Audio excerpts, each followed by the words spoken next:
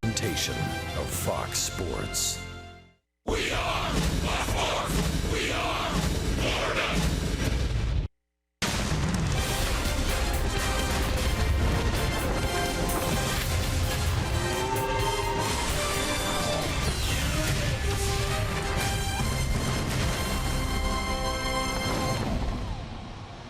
On this Sunday, the suddenly hot Miami Marlins trying to do something they've not done before at home, and that is sweep the Reds in 4. 4-game series, first 3 have fallen to the fish. Hi, everybody. Rich Waltz along with Todd Hollinsworth. The Marlins all of a sudden have won 4 straight. They've won 7 of 9. And last night on FS1, it was the outfield that dazzled in taking 3 straight in this series. Well, it feels like the Marlins lineup right now is taking turns producing. You know, it was the bottom half of the lineup the first 2 games of the series. Yesterday, the top of the lineup, the Yelich's, the Stantons, the Ozunas contributing on primetime television and getting it done. So, yeah, a big performance. And look, they're going for a 4-game sweep. Yeah, the Cincinnati Reds have been struggling, but a 4-game sweep is a 4-game sweep. So Miami's outfield has been terrific all season long, and of course a pair of them all-stars. Last night, though, it was the man in the middle who flexed his muscles. Yeah, great to see him going the other way. That's a 2-strike swing. That's a 2-strike 3-run homer to left center field. Not easy to do in this ballpark. We've seen his power develop. Look at Giancarlo Stanton. Guess where he's going? You're seeing a theme here. Going the other way, staying inside that baseball. What a beautiful swing adjustment he made weeks ago, and the dividends, he is reaping the rewards. Lots and lots of RBIs. And speaking of RBIs, Marcell Ozuna's got 24 of them in July. He has been on fire. A couple of big knocks yesterday. Doubles night for him last night. Had a double to left center, had a double to right. There's your talented core of the Marlins. Their season numbers right now. Yelich is starting to really get hot drive-in runs, drive the ball out of the ballpark. He's had 4 home runs since the All-Star break. Well, taking turns. Guess where Christian Yelich gets to hit? You see the graphic right there, the talented core. Well, that's right. He hits right between those 2 guys, and it's a great place to be. Right-handed power in front, right-handed power behind. A lot of opportunities to drive in runs, and Christian Yelich, as we talked about, is really hitting that stride. This is an opportunity for both teams to face a guy they've never faced that used to be in their organization. Dan Straley goes for the fish. Remember, he was a Red last year, and he would like to turn it around a bit. He's had a really nice season. Last 2 starts haven't gone the way he's wanted. Yeah, they really haven't. I mean, he's just had a fantastic first 3 months to this season. And sometimes, the rumors, they'll get in your head. You hear a little bit about it. But Dan Straley, his last 2 starts, the ball up. It's as simple as that. He's got to get that fastball down in the zone along with the changeup and slider to be effective. Listen, this team, the Cincinnati Reds team, they have been struggling offensively, so this might be a very good matchup, and he's pitched well at home. And he's facing Luis Castillo. He's the guy the Marlins traded to the Reds to bring Straley here. So that's an interesting touch on this ball game as well. When we get back, unique relationship. Dan Straley gets the ball. Billy Hamilton leading off. We'll talk about it when we return.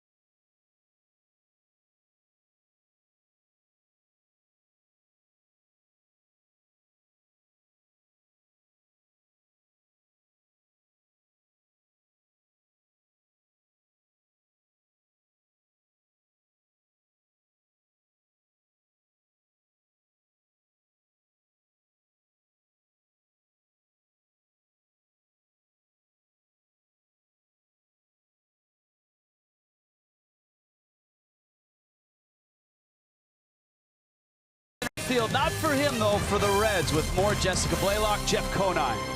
Thanks so much, Rich. Yeah, Dan Straley taking the mound today for the Fish in the series finale between the Marlins and the Reds. A rocky last start in Texas. He's looking to get back on the right track today. Yeah, Dan Straley just 4 innings last time in Texas, so we're giving up 6 earned runs and 10 hits. Looking to come back to his familiar place. Pitches very well here at Marlins Park, and had a unique relationship with this guy in center field who's now his opponent instead of his teammate. That's right. Straley came to Miami by way of Cincinnati, so he's facing his former team. That includes Billy Hamilton, who made some spectacular defensive plays for him. How about this one? In Marlins Park last year, Dan Straley, of course, with the Reds. Look at some of these plays that Billy Hamilton makes. Dan Straley, of course, you're going to be clapping, you're going to be happy, you're going to be smiley, because he's saving you a lot of runs, fist pumping, hugging. A lot going on here between these two. You got to appreciate the defense that he brings to the table. So much speed from Billy Hamilton, not only at the plate, but making those great defensive plays in the outfield. And Dan Straley had the opportunity to talk about his former teammate. Yeah, he's a pretty unbelievable talent. Just, his speed that he brings to center field. I was watching it last night. I saw it all last year, but really noticing how far away the corner outfielders get to play, and just give Billy so much room out there in center field, and even how shallow he plays, like in a big ballpark like this, and just his ability to just add range. He's a pretty special talent out there in center field, and definitely had a lot of hugs and a lot of joy come my way watching him make those catches last year. Well, the goo-goo eyes are going to be gone today, because Dan Straley's going to try to get his former teammate out at least 3 or 4 times. Yeah, he said it should be a lot of fun to go up against his former team. Of course, last year he's trying to get wins for Cincinnati. Now today he's trying to get the win against Cincinnati. When we return, it is first pitch in this series finale between the Marlins and the Reds. The Fish going for the sweep. It would be their first ever 4-game sweep at Marlins Park.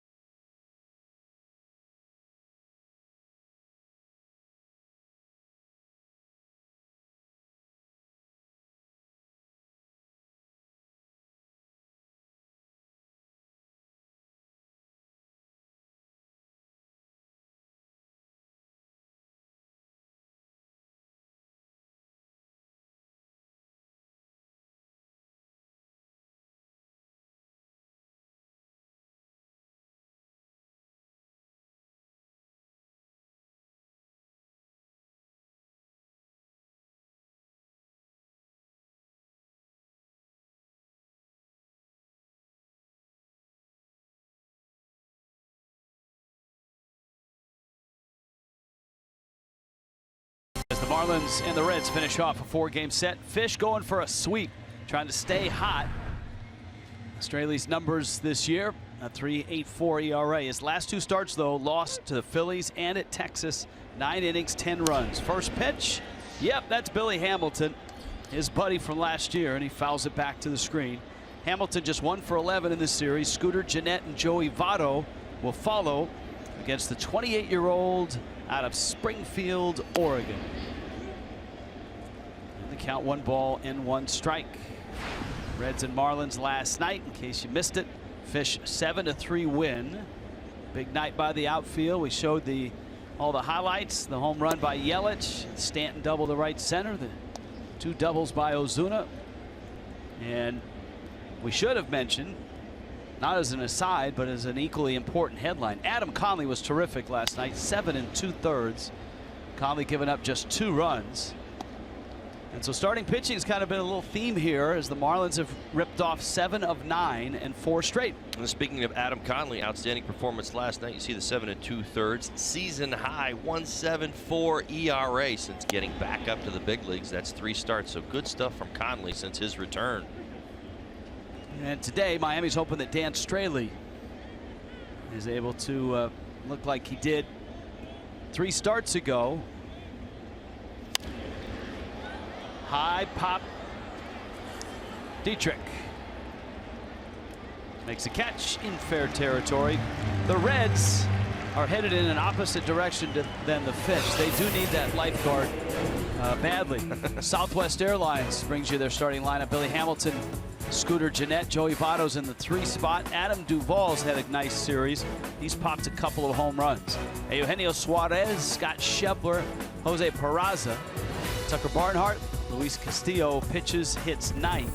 This is the A team for Brian Price because the Reds have dropped 14 of their last 16 ball games since the All-Star break. Yeah, it hasn't been pretty, and they've struggled offensively. That's the one thing they probably thought would be a little bit more consistent.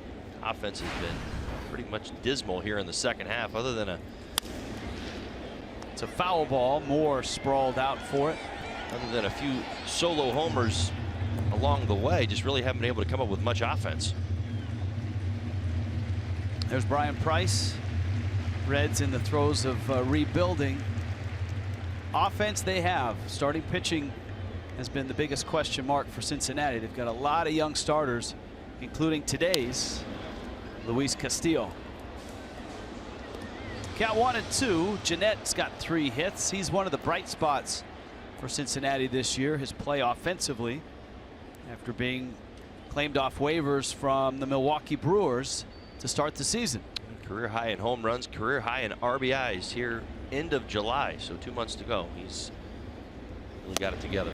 A swing and a miss, and Straley the changeup has the first 2 outs here in the first. Miami's defense, some different names and numbers in there today. Sunday getaway day for the Cincinnati Reds. Marcelo Ozuna, Christian Yelich, Ichiro's over in right field today. Dietrich, Rojas, Gordon, Tyler Moore back in there. A.J. Ellis behind the plate, hitting second. Boy, I buried the lead right there. Got a little excited. Good to see him getting an opportunity. Well, there's Ichiro out in right field. Giancarlo Stanton and JT Realmuto to begin with have the day off, but you would expect their bats to make special guest appearances in the 7th or 8th, 9th inning. Straley runs that in. Stanton a big double to right center last night.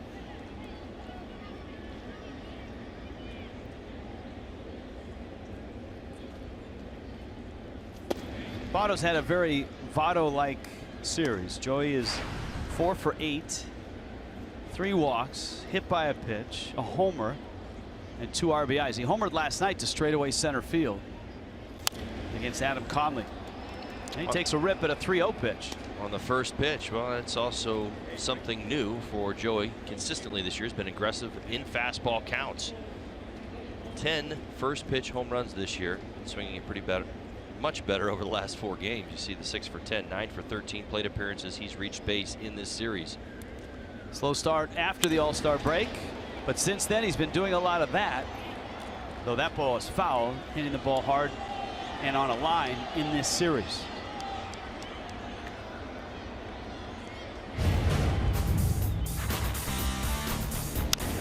First pitch he saw from Adam Conley, and the Reds were off to a 1-0 start.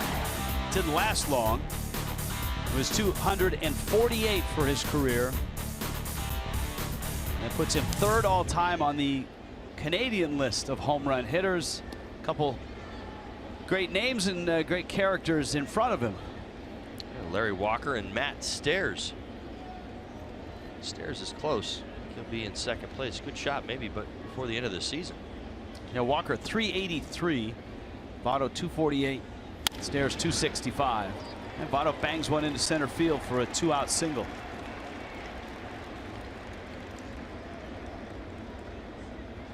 So Votto's at first. Now, one thing about Straley here as well, many people around baseball, even around the Marlins, were skeptical that he was going to make this start today because his name has been bandied about in the last week and a half as a serious trade target for contending teams that covet starting pitching.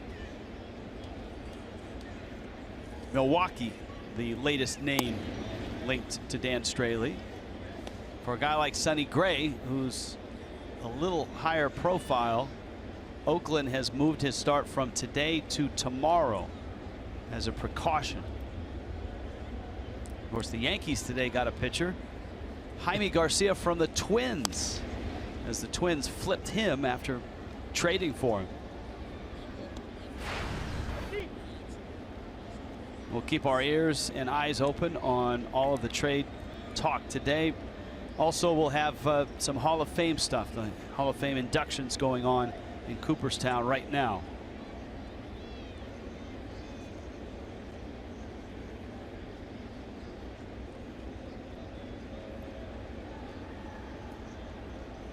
Straley keeping Votto close. That's one of the things that I wish, and this has been talked about for the last couple of years. I wish baseball could find a time for the Hall of Fame ceremonies and induction that was not in the middle of everybody playing a game.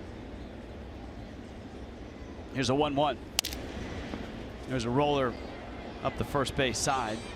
Maybe Sunday before the All-Star game, or maybe even on a day like this, much like closing day, is start the games all at 3 o'clock Eastern and have the induction ceremony start at 11 a.m. so that you and I and everybody can watch them as they happen, right, rather than just see the highlights or DVR them, or have the induction ceremonies a little later in the day. I know it's tough. You got families and people traveling a long ways to get to Cooperstown. But in my 24 years in the big leagues, I have yet to watch one of those things, because we're always working on a Sunday, and players are interested, executives are interested. All right, let me get down from the soapbox. Well, you're right. Kind of check in and check out during all these ball games that are going on. Got him. Straley strikes out Duvall. He busted his bat and he struck him out. Reds get a hit, leave that runner. Marlins coming up on a Sunday, going for a 4-game sweep. We're just underway.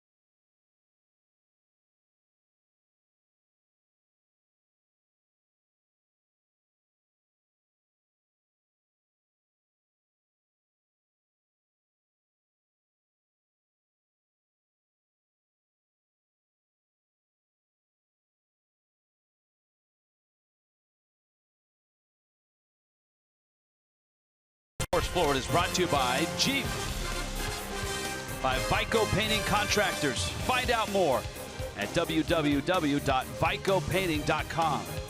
By your local Toyota dealers. Let's go places. And by Southwest, transparency, low fares, nothing to hide.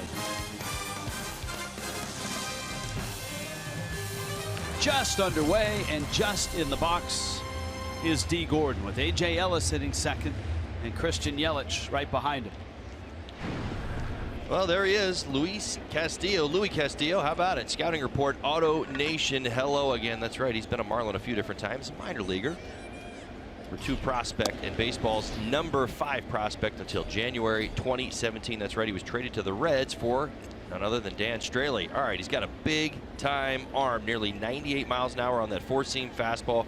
Great pitch. Good stuff. Now, he's been relatively very, very good with the fastball, and his secondary pitches are good, but he has been giving up damage against that fastball. 350 batting average against secondary stuff, really good, particularly the changeup. One of the best in the game to go along with a very, very good slider. Only a 150 batting average against that pitch. So, what's the key to beating him today? Stay ahead of him. When he gets ahead, 152 batting average. When he's behind in the count, 396 with 6 home runs allowed. They kind of go hand in hand, don't they? Because when he falls behind, he has a tendency not to throw the changeup. Right. Well, it's interesting. I mean, he's got young guy makeup, tremendous stuff. You see the power arm, but you realize that he makes a lot of mistakes out over the plate. The scouting report today going in there against him, you're probably going to get something down the middle of the plate to hit, but it's going to be 98 miles an hour.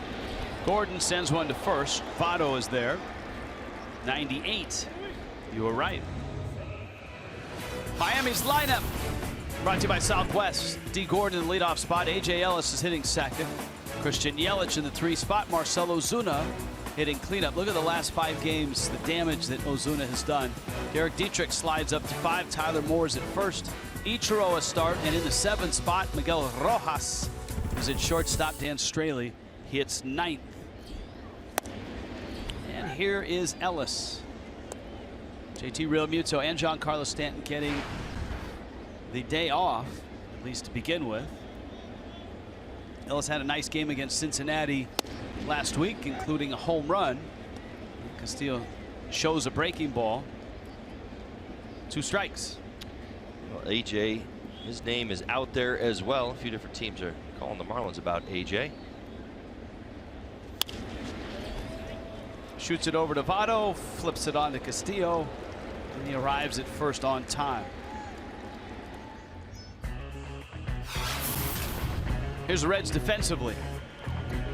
They are trying to avoid a 4-game sweep at the hands of the Marlins. All right, Duvall in left, Hamilton in center field, Schebler back in right. He had the day off yesterday. Suarez, Peraza, Net, Votto, Barnhart back behind the plate along with Castillo.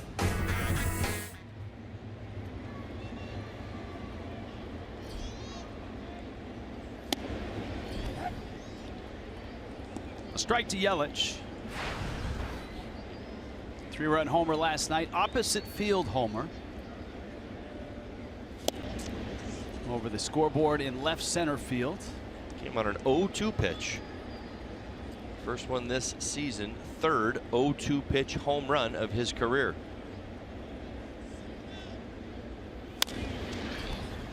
Pulls it to first. Votto was thinking about flipping and then realizes he can get there in plenty of time. Marlins down in order, headed to the 2nd.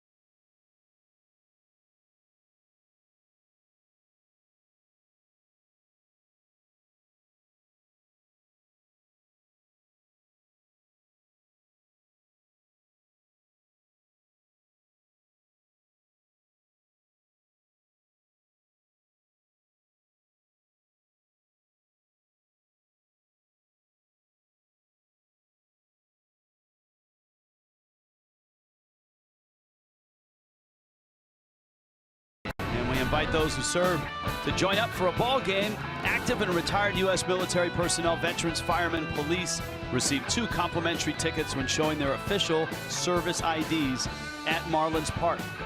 For more information, go to marlins.com/promotions. And of course, tomorrow night, new opponent, the Washington Nationals, the first place Nationals, walk into Marlins Park.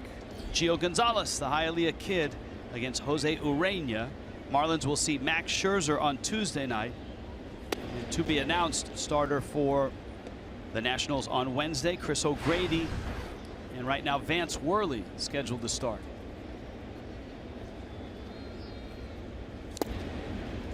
Dan Straley back to work.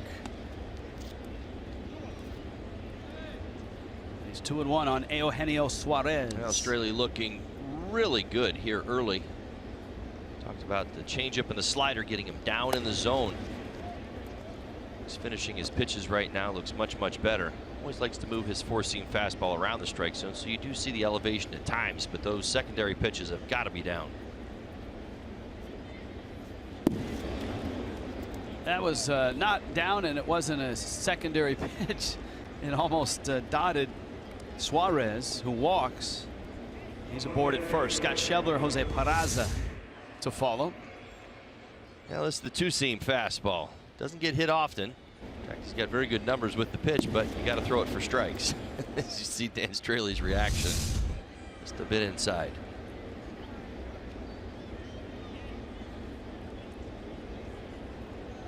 This is certainly one of those games where you rarely run into it, but when you do, all of a sudden everybody, rightfully so, starts comparing the trade for the Reds and the Marlins. Ichiro under this one makes the catch.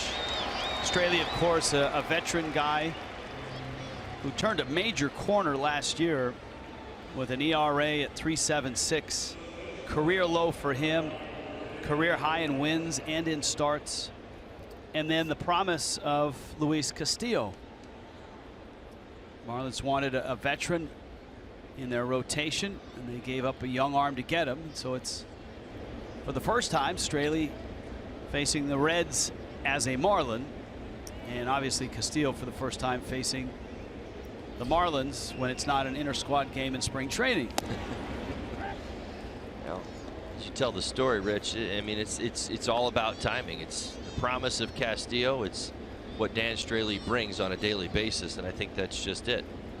Reds are in a different position, certainly as they rebuild their organization to try to put together their pitching and their team for years to come in the National League Central.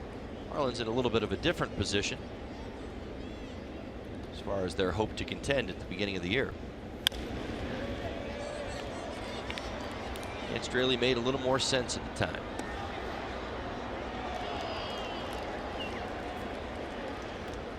Billy Hatcher running through the signs at third. Jose Peraza is 4 for 10 in this series. No Zach Cozart, injured at the start of the series, on the disabled list now. And a line drive to left sends Ozuna over to get it. Reds have runners first and second. So Washington walks in here tomorrow night as a first place team. Look where the Marlins are now. This run of 4 straight and 7 of 9, coupled with the losing streak of a couple teams behind him, Atlanta especially. And if you didn't go back to the calendar and add it up, I don't think a lot of people would suspect that the Marlins' 32-23 record since late May is the 3rd best in the National League. Well, you and I certainly appreciated it and felt it, but we also felt the May, and I think that was what you can't leave that out. You see the Marlins playing much better baseball. This offense really rolling. Quite honestly, May is what sent David Phelps to Seattle. Yep. And AJ Ramos to the Mets. And being that far back. And even in May, I think it was very difficult for a lot of these guys. The identity of the team was being established, and you see it now, how capable they are, how well the middle of the lineup works. You also can tie that into Giancarlo Stanton becoming the 2-hitter and a few other meaningful moments. Now, we weren't on the air last night. FS1 did a fine job covering the game. But of course, after Friday night's game, announced that A.J. Ramos is headed to the Mets. Merandy Gonzalez, a really good young starting pitcher. Ricardo Cespedes, the Cespedes for the rest of us. A talented outfielder as well, not related to Yoenis. Ricardo Cespedes was born in the Bronx, raised in the Dominican. Merandy Gonzalez is also out of the Dominican Republic.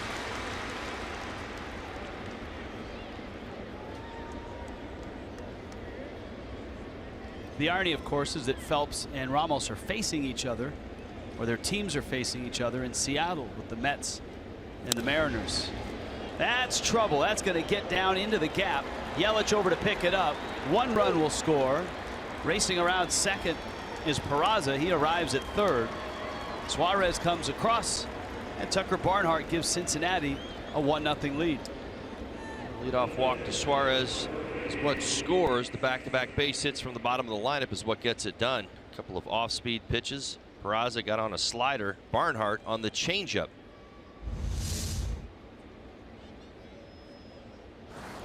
That changeup had depth, and it was down. You see what Dan Shirley's trying to accomplish. Give credit where credit is due. Barnhart stayed on it, stayed down in the zone, and was able to elevate it into center field for the RBI base hit. Good swing of the bat.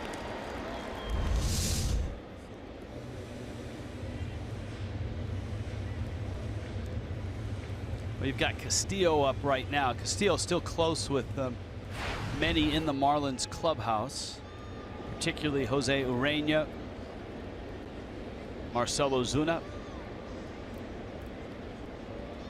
Corners in, first and third bunt situation. There's the bunt, and it's foul. Marlins defended that with just your standard Moore coming in from first, Dietrich holding ground at third.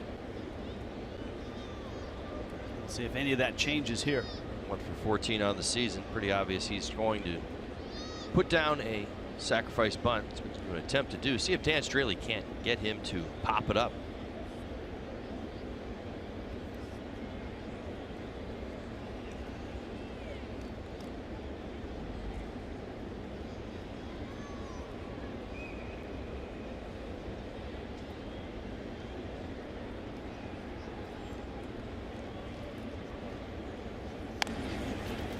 Runner coming home, and everybody is safe. Good heads up by Peraza, and that's the danger of that first and third bunt. If you don't execute it, if the bunt is good, it's hard to prevent the run, and it's hard to get it out. Now the read from third base, an outstanding one from Peraza. See the lead, he can come down the line as far as Dietrich comes down, and you realize once that bunt out is forced for Dan Straley to come get, just out in front of the dirt. Yeah, barely gets it, trickles it onto the grass right there. Dan Straley has a long way to go. He's not in position to field and toss. He has actually got to do it all in one motion, and it was a good bunt. Red's able to pick up another run. And the danger as well, I mean, there's a myriad of problems, but if the ball is just out in front of the plate on the lip of the grass, the catcher can't go anywhere. Watch Ellis, he actually sees the runner coming down and stops. Well, this is all on Dan Straley. He's the only one that can make a play. AJ recognizes it, sees him out of the corner of his eye. And Straley right now on the mound, stretching that left leg. Marlins have Dustin Luker, one of their trainers, out.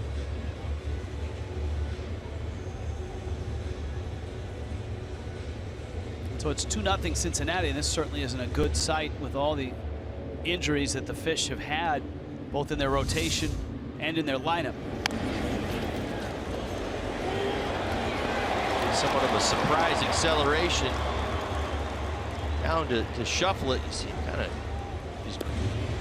his hamstring or his knee area. He's trying to shake it out.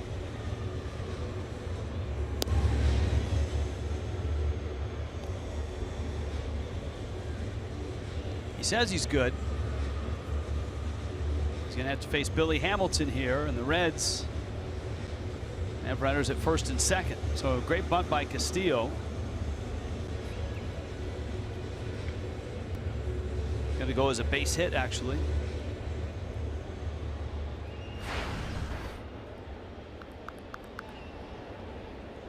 Hamilton popped out back in the first.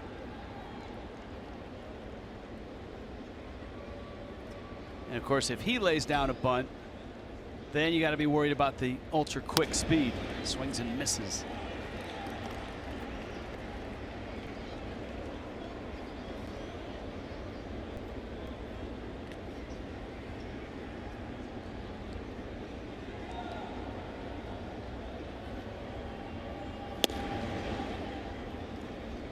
Ball and a strike.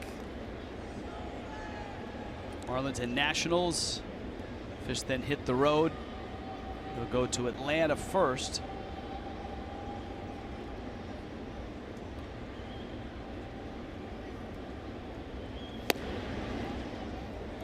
Australia at 2-1 now. Atlanta and then Washington, a 4-game series at Washington. Next homestand, the Marlins get their very first look of the year. Odd to say that, as it will be on the 11th of August of Colorado.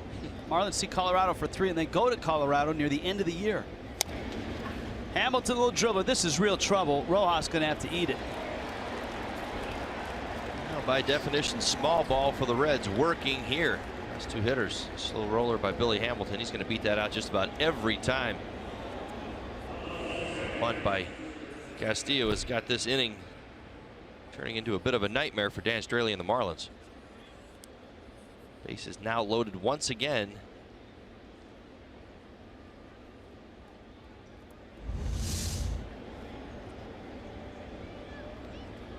It's the changeup down in the zone. He's getting the bad contact for the most part. That's similar to the pitch that Barnhart hit. Barnhart did a nice job of really using those legs to drive it. Billy Hamilton got away with his speed being to help him benefit from that. Scooter Gennett, 2 grand slams in his career. It's a big moment in this ball game. Marlins have been able to come back in the last 2 games and get wins against this Reds team.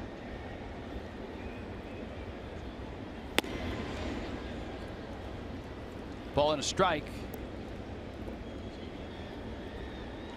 And the other danger here is this. 42 pitches already. He's only got 1 out here in the second.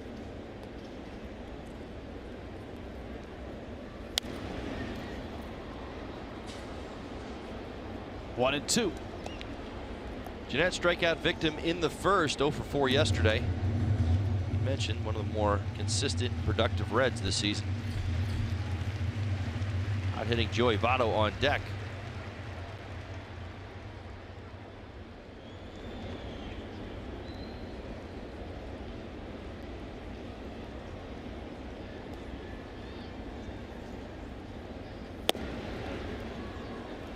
Pitch is out. Other trade news this afternoon. Melky Cabrera returned, much like a library book, back to the Kansas City Royals from the White Sox.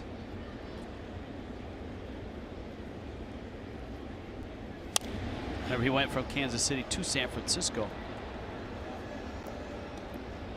Right-handed pitcher A.J. Puckett and lefty Andre Davis are now members of the Chicago White Sox.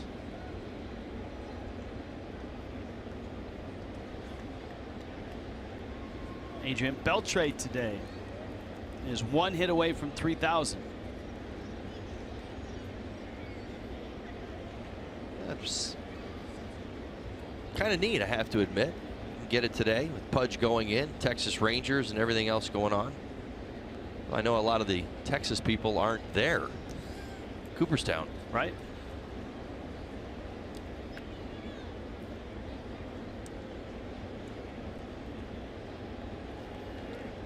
Two balls, 2 strikes to Gennett, and Ellis taking a lot of care, as you pointed out. This is a crucial spot in the game.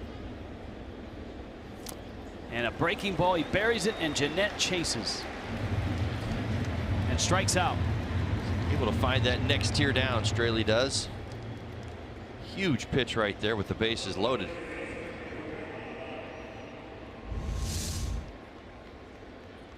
This slider We talked about the depth that he needs to be successful. Look how Jeanette all the way down to his back knee trying to get that pitch. Good meeting by A.J. Ellis. Huge slider here in the second.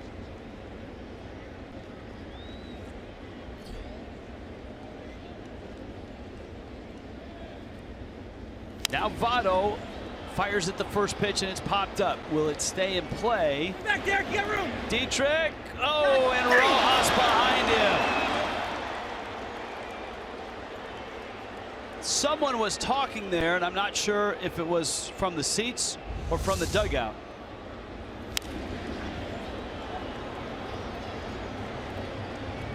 Back there, get room. God dang.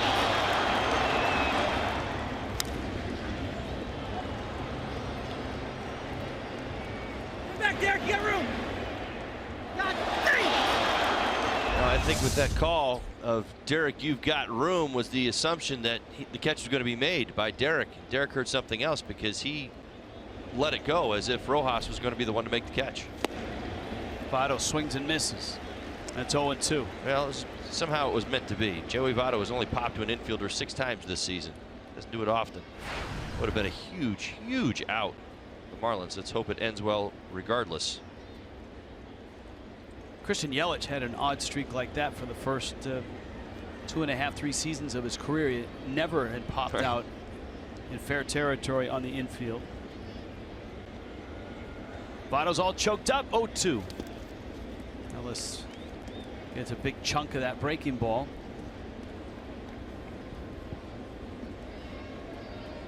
You see how much Joey Votto likes to choke up on that bat, particularly with 2 strikes. Very, very good with runners in scoring position this year. 349. All those people out there that question his offensive approach, and I hear it all the time for some strange reason. He's a career 333 hitter with runners in scoring position. That is, since 1974, that's 4th in all of baseball.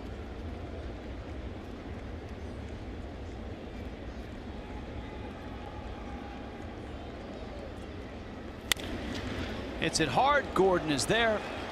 On to first in time, but the Reds rise up and push across 2. 8 men come to the plate. It's 2-0.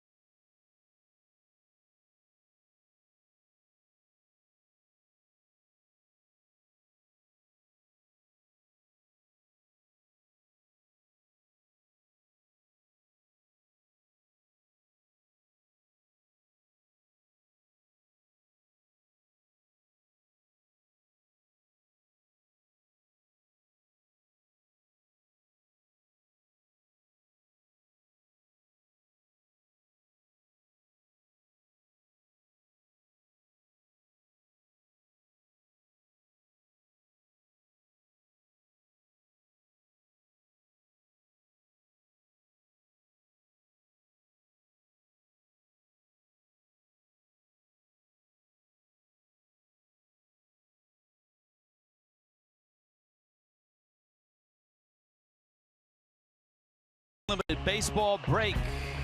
Adrian Beltre is 1 away. Rangers in the heat at home today.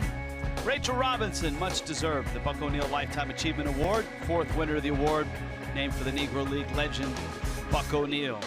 And the Dodgers beat the Giants 73-31. Last time they were this good, 1974. Cooperstown. Hall of Fame induction today. Jeff Bagwell The masher of the Astros, Tim Raines. Probably deserved to be in there a lot sooner than that. And Pudge Rodriguez. A Marlin for a season, but what a season it was in 2003. We'll have some of those speeches a little later on in the day. 2-0 Reds on top of the Marlins, bottom second here. Marcell Ozuna, Derek Dietrich, Tyler Moore against hard-throwing righty Luis Castillo. These two guys pretty good friends.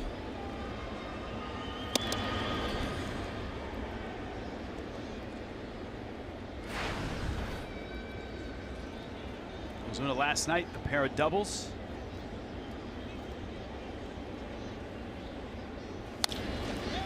Hard ground ball, Suarez.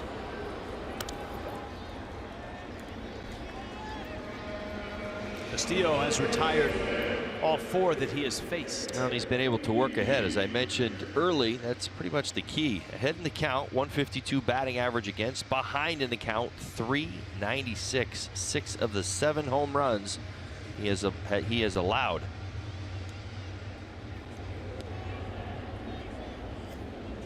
What you learned from him, Castillo, is that he trusts his stuff. He trusts that big arm he has. If you can get ahead, you're going to get a good fastball to hit. It's going to be hard. It's going to be 97, 98 miles an hour, but it's going to be a pitch near the middle of the plate.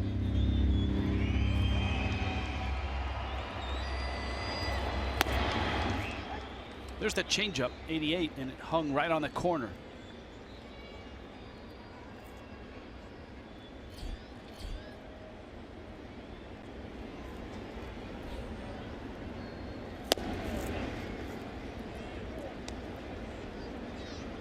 Two and 1 to Dietrich. Nice series for Derek. A couple doubles, a homer. He's driven in 3.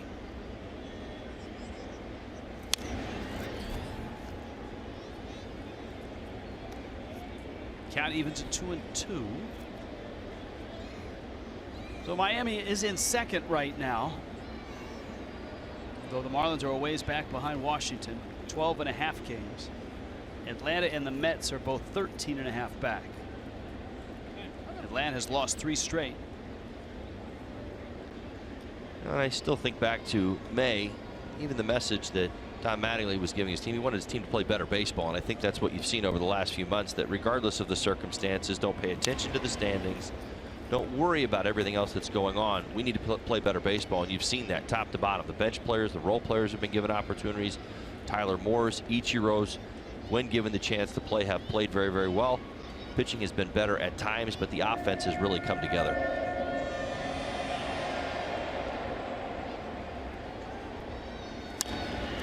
Dietrich, line drive. Votto has it. Luis Castillo is 24. He was originally signed by the San Francisco Giants. Went to the Marlins in the Casey McGee trade. Marlins then traded him to San Diego for Andrew Cashner and Colin Ray. There were some others in that trade as well. Ray, of course, had arm issues, and the commissioner's office forced the Padres to take Ray back. Marlins got Castillo back. And in the offseason, the Marlins were desperate for veteran starting pitching. And they traded to get Straley, and Castillo was traded for the 3rd time in his young career. He's pitched much better on the road so far. Great American Ballpark, his home. 4.58 ERA away, 3.63. 3 starts since the All-Star break. He's got a 5.29 ERA. He's got moments where he dominates, but he's also had a couple starts, a couple big innings against him. I think that speaks to some of that predictability. And if you look at his zone of where he likes to throw his pitches, in fact, he's made more pitches to the middle of the plate at thigh high than anywhere else in the strike zone. Well, as I said, it tells you that he trusts his stuff, but you can get ahead of him, probably going to get a good pitch to hit.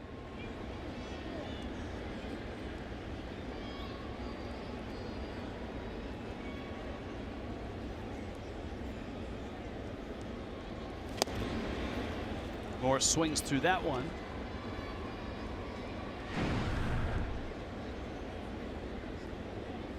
Moore had a couple hits on Friday night, including an RBI double. Of course, with the injury to Justin Bour, he's going to get a lot of playing time in the foreseeable future. To right. This is Schebler, and he makes the catch. Marlins done. Reds up top, 2-0.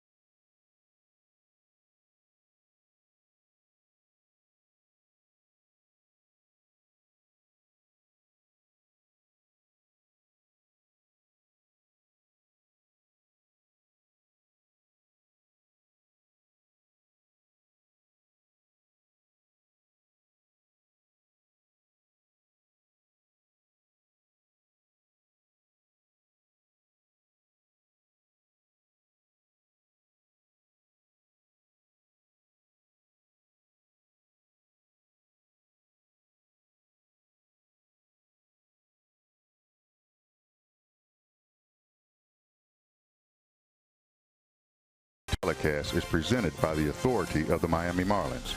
It may not be reproduced or retransmitted in any form, and the accounts and the descriptions of this game may not be disseminated without the express written consent of the Miami Marlins. Back in Miami, Cincinnati is off to a 2-0 start. Dan Straley has thrown 51 pitches so far on the ball game. Reds got a few fortunate hits back in the second, especially the little ground ball off the bat of Billy Hamilton, the bunt hit by Castillo. But I think if Straley had to do that inning all over again, he'd try hard not to walk Eugenio Suarez, because that opened the door for the Peraza line drive, Barnhart's liner to right center, and that flare is going to be caught. Miguel Rojas runs it down. So the challenge now for Straley is to get back up on the mound, keep the Reds at bay, and as you pointed out, allow the Marlins an opportunity to come back, which they've been doing lately. Yeah, they have. They've been good against this Reds staff, been able to score some runs, and certainly Dan wants to give this Marlins team that opportunity. Needs to settle in, and I think getting out that second inning was as big as, you know, even understanding the damage. 2 huge outs, particularly against Votto in that situation, who has been swinging the bat very well lately. Inning could have gone in a lot of different directions. Suarez puts it in the air to right. There's Ichiro, and he makes the catch. Meanwhile, Luis Castillo, the Reds starter, former Miami prospect, has faced the minimum and has looked very confident in doing so. Now really the first time through for Castillo. This Marlins team offense can't roll. Get a second look at him.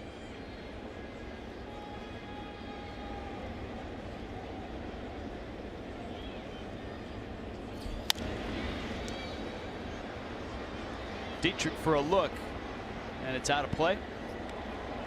Schebler 4 for 48 in second half. He is really dealing with some struggles. Had yesterday off, hit homer a couple days ago.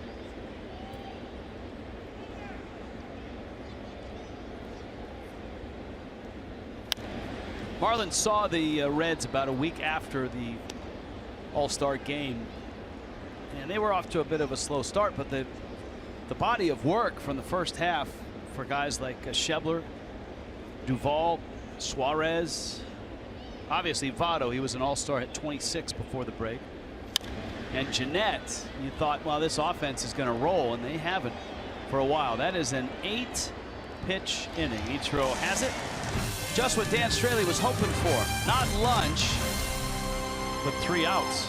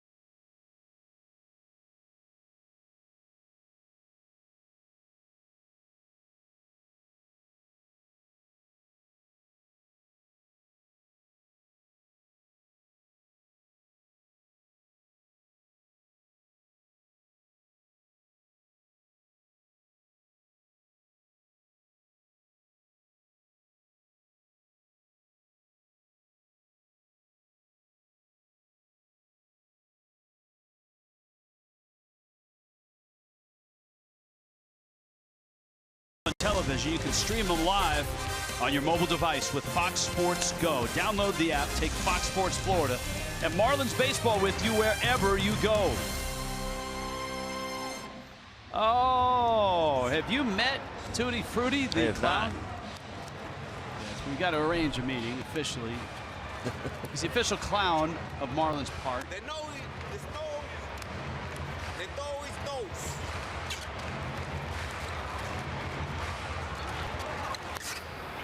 Oh. Failure to launch. Well, we'll catch up with him later. I know Jeff Conine is thrilled to see that Tutti Frutti is here. 1-0 pitch to Ichiro. Swings and misses and almost genuflex after this. That swing. Well, that's the changeup, 87 miles an hour. Ichiro making his 10th start in right field today. He's also made 4 starts in left, 2 in center. Little dribbler, and it's foul. Ichiro blasted one off the warning track and up over the wall. Ground rule double. As a pinch hitter on Friday night.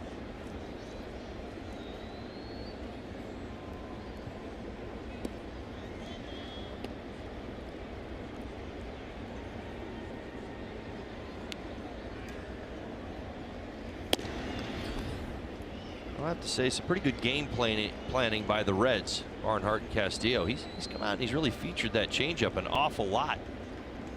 Blame these Marlins hitters for thinking dead red. Ichiro shoots it up the middle. Peraza to his left. And Castillo just keeps mowing down Marlins. He's got the first 7 he's faced. Rojas and Straley come up next. The wild card game, and the 2 wild card teams in the National League. If the carousel were to stop right now, you're looking at 2 teams out of the West, Arizona and Colorado. And they're a long ways away from the juggernaut that is the Dodgers. The Dodgers are 73-31. They've won 7 straight. They've lost only 13 games at home all year, 46-13. Well, they're the fastest team in the National League. Get to 40 games over since the 1970 Cincinnati Reds. 70-30. The last team to do it, that 2001 Seattle Mariner group, they were 61-21.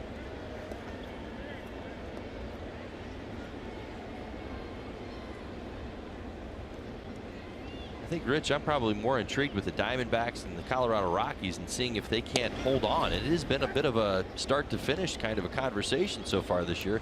Both teams have played very, very good baseball, but neither, other than a short little 2-week period for the Rockies, have shown that, you know, they're going to give some of it back or that things are going to stop going their way.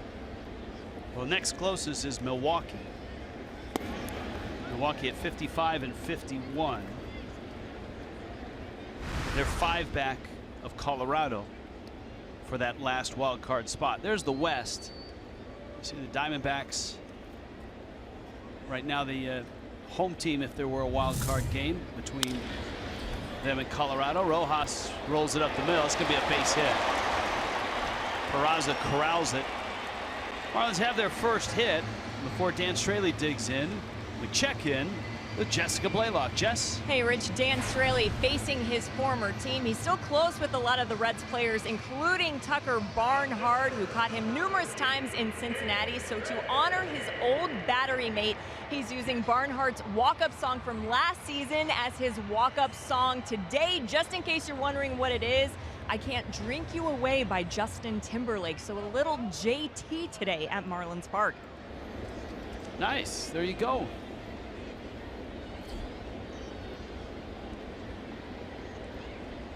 Straley squares.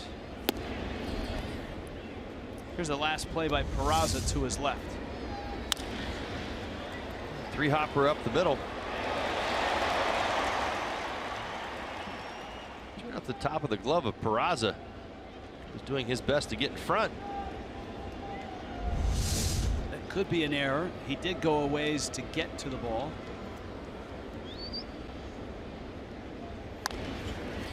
Straley gets the bunt down. Nicely done. Votto to first.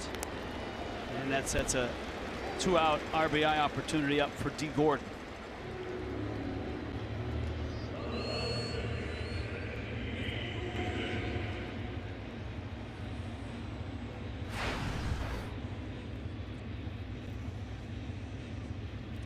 And I guess, you know, the Reds are in the basement of the Central.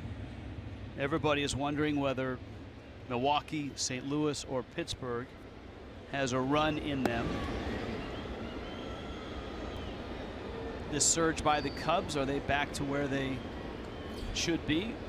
And will they hold on to that division lead the rest of the way? It's a great question.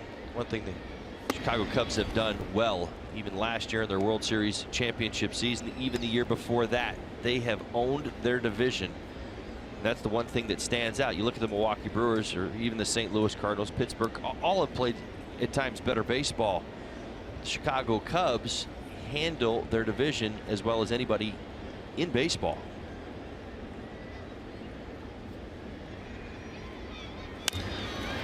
Gordon slices one left center, and it's caught by Duvall. And that leaves Rojas in scoring position. Miami had their first base runner, but still trailing here 2-0.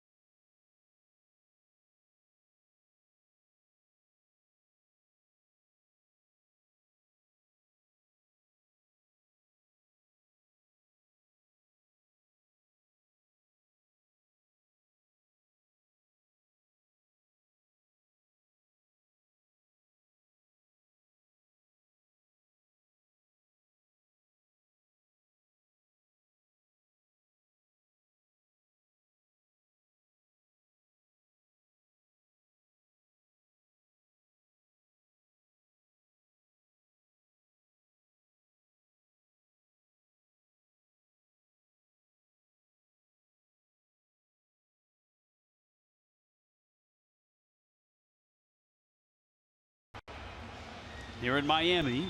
If you're a superhero fan, some of your favorite superheroes will be celebrated on August 11th. It's a Friday night, Marvel Superhero Night. Purchase a special event ticket. You'll receive a limited edition Hulk bobblehead. And the first 6,000 fans get a Marvel Superhero t-shirt. Get your tickets at marlins.com/special events.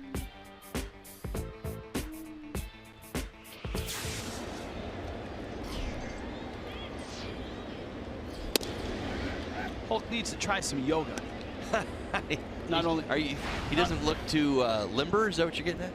Limber, and it would calm him down. I think he's got an anger issue. Get him in some Lululemon. Get him in one of those yoga classes.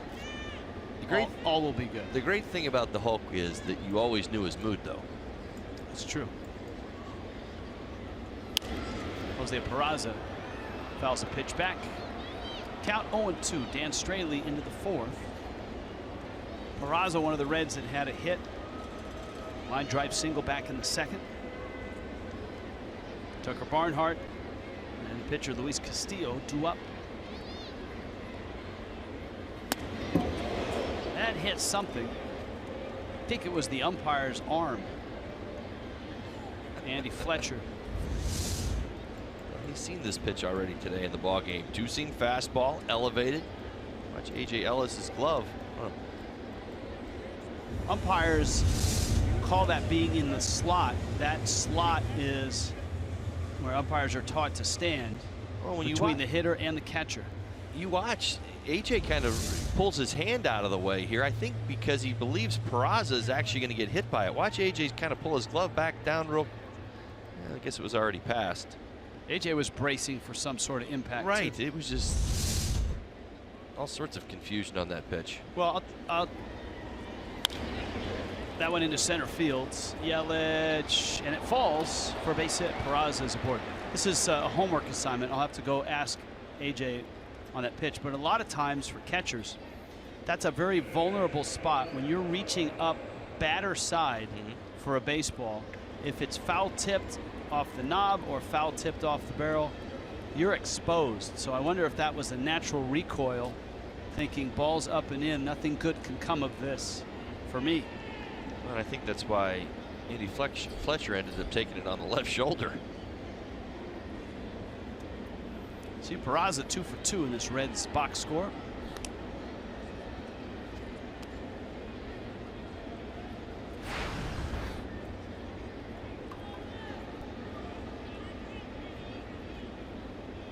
Barnhart took a low pitch and lined it into right center to drive in the first run for the Reds.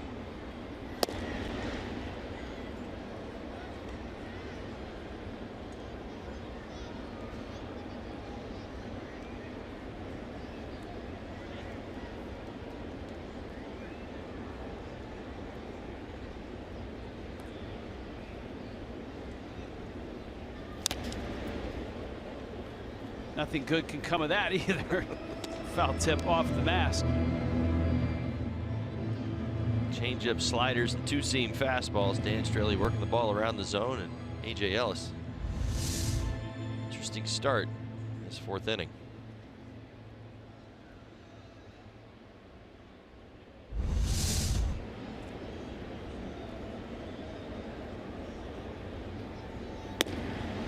Pitch is out, and of course Straley, we noted his name in the last 2 weeks has been on the hot stove burner, so to speak.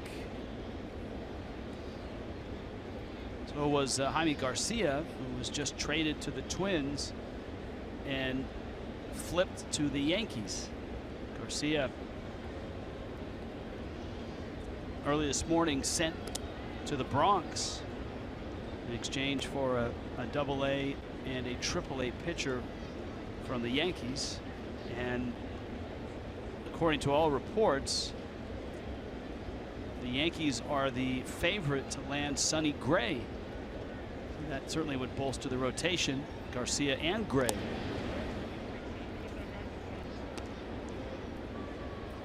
Yankees have had trouble with those last two spots in their rotation after Severino, Sabathia, and Tanaka.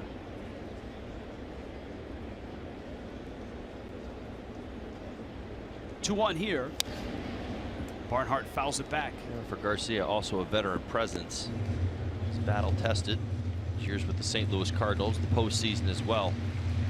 A tough American League East. And it sounds like the Rangers are still talking with a couple of teams, including the Yankees, Dodgers, another, about Yu Darvish.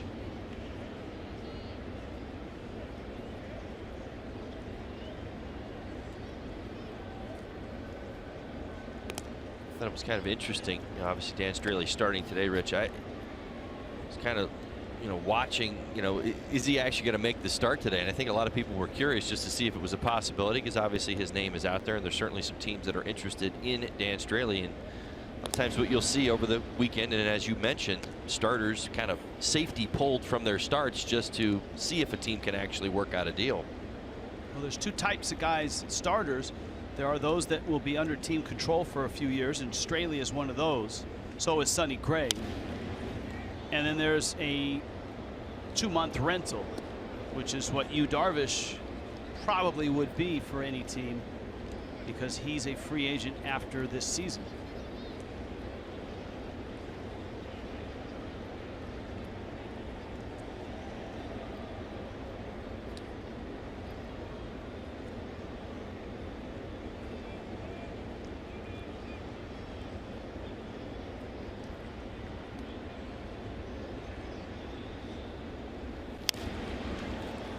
Straley made a lot of good pitches in that at bat. Tyler Moore makes the catch. That's a hard-earned first out. Craig Minervini returns tomorrow. Todd, by the way, thank you for buying donuts. Oh, sure. There you go. Dandy Donuts in Fort Lauderdale, fueling not only the broadcast booth but also the production truck. Craig Minervini and Preston Wilson here. 6:30 for Marlins Live. South Florida Honda dealers present it. Nationals in town. Jose Urena gets the ball. Another bunt from Castillo. Gordon over to cover the bag. Brings up Billy Hamilton with a runner in scoring position. Preston, a big donut fan. Preston oftentimes when he's in the studio in Fort Lauderdale will bring donuts for the crew. Everybody working hard. You and I had a rare off day yesterday with FS1 taking over the game, and look, I was just thinking about my coworkers this morning. I know. Well, look, you didn't just stop by any donut place. You researched this place, so you spent your off day thinking about us. We're all touched. Listen, I donut because I care. There you go. Hamilton takes inside, and the count is 1-0. Billy Hamilton, infield hit back in the seconds, popped out. It's always been the tantalizing question with Billy Hamilton. If he could just get on base, have a higher on base clip. He's turned himself into an outstanding center field. I hope you had a chance to see the Dan Straley Billy Hamilton piece that ran at the outset of our game telecast.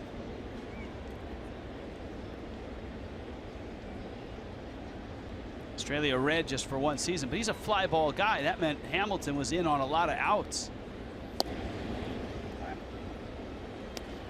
There's an endless loop of Hamilton making running, crashing, diving catches, and every time the shot cuts away, and there's Straley with his fist out on the mound. Well, and it works twofold.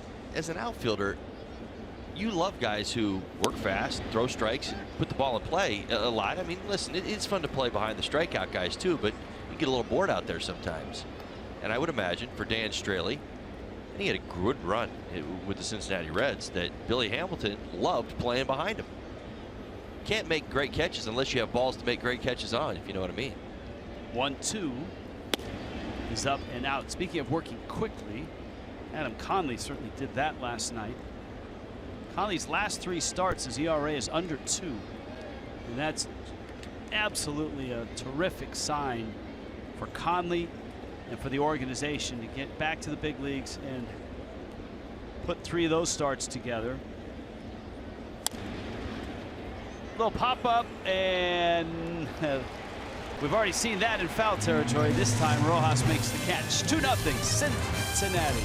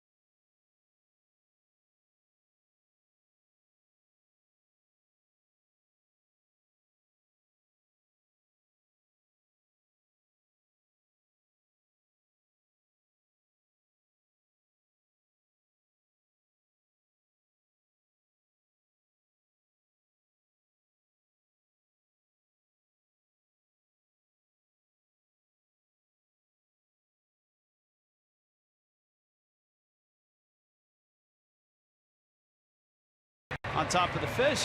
Nice unis. What's up, boys?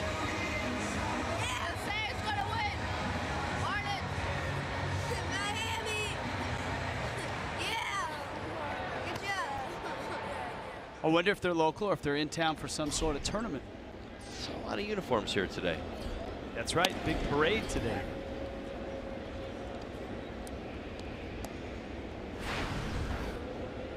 A.J. Ellis.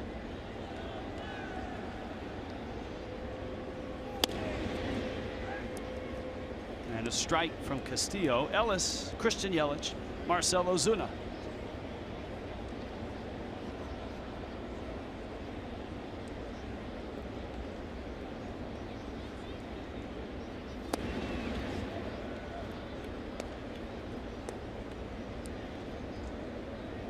Now AJ's name also out there. Reserve catcher is a spot that some contending teams want to solidify. The team that you covered for the last 8 years is one of those teams.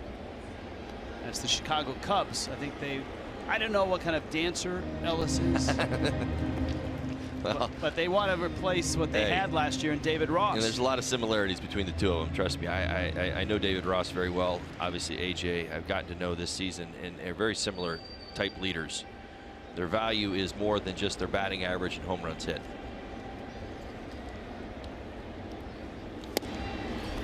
Elevated fastball. And I'll tell you what, Castillo really is showing off the wares here. And the reason he rocketed up the Marlins system. Fox Sports Supports is proud to team up with Homes for Our Troops, building mortgage-free, specially adapted homes nationwide for severely injured post 9/11 veterans. Learn more about how Homes for Our Troops is rebuilding lives, and please visit foxsportsupports.com.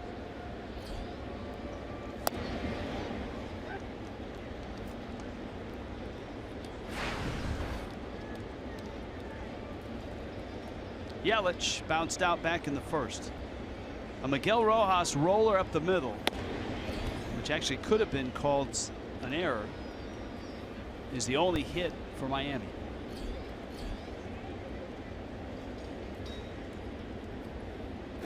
That's the first strikeout for Castillo.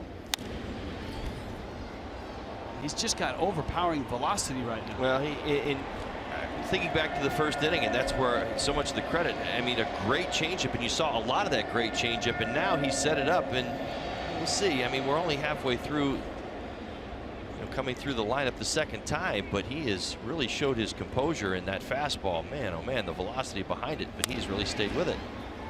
Change up. Yelich pulls it towards Jeanette.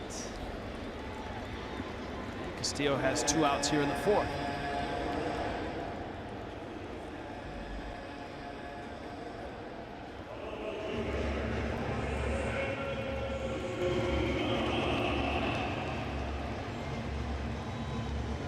And here is Ozuna.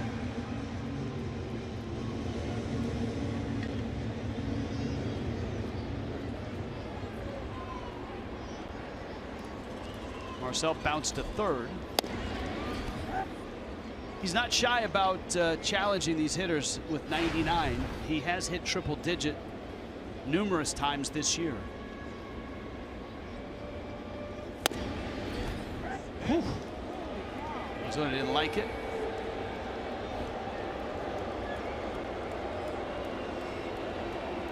And that's why. Down and in. 99 miles an hour. He does not need any help. He goes down there again at 99. Come on.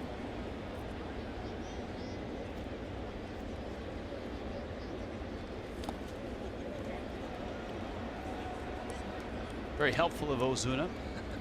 You always want to endear yourself to the home plate umpire. True. Can I bring you a refreshment? I always like to believe that worked, but I'm not sure if it did. Righty on righty changeup. Nasty stuff. Ozuna strikes out. Castillo has been overpowering for the Reds, who lead it 2-0.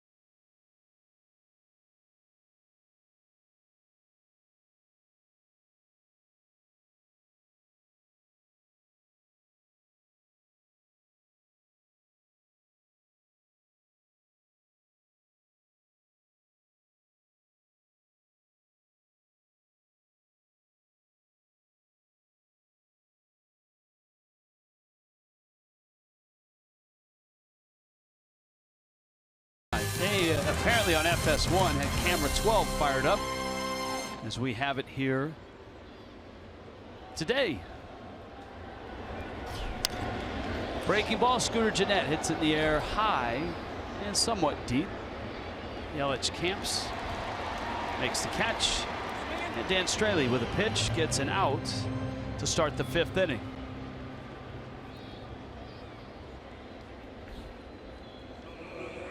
Joey Votto,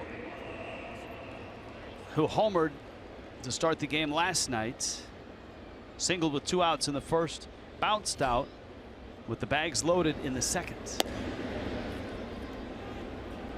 Coors, cold hard facts. On base percentage, 12th all time, a .425 on base. Votto flips it to left. Ozuna's there. Dan Straley, who gets a lot of fly ball outs, 9 Hall of Famers on that list. That's it.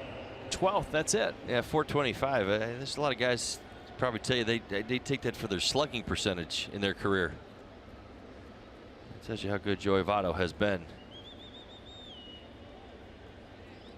Finished top 10 in the MVP voting 5 of the last 7 seasons.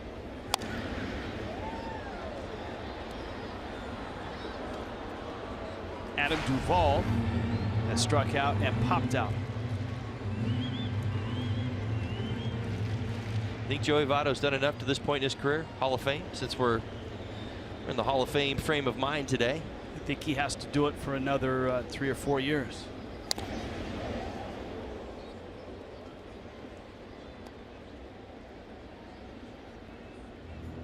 I think if he puts another 3 or 4 years worth of home runs and on base and doubles and numbers like that, it's hard.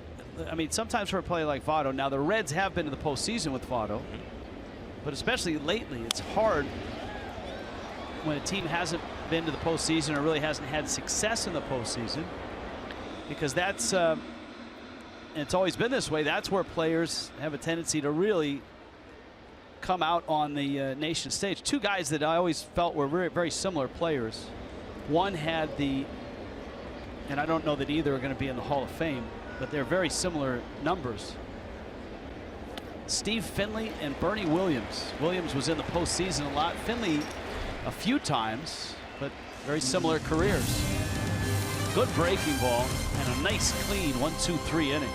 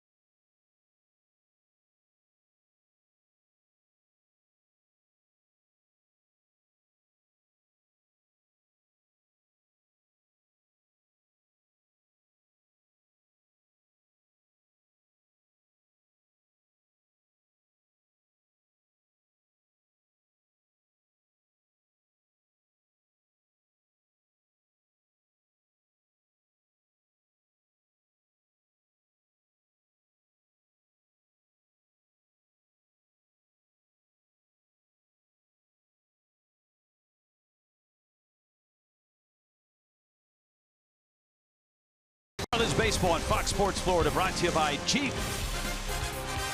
By Hankook Tires, chase down your passion never halfway. And by your South Florida Chevy dealers. On a Sunday, Miami looking for a 4-game sweep of the Reds. Derek Dietrich takes a fastball from Luis Castillo, and Castillo has been overpowering. Marlins have just 1 hit. That was a roller behind second by Miguel Rojas. He's been blowing 98, 99 from the very start of the game. Well, mixing that with a great changeup as well. Good slider at times, but that changeup has been the great equalizer.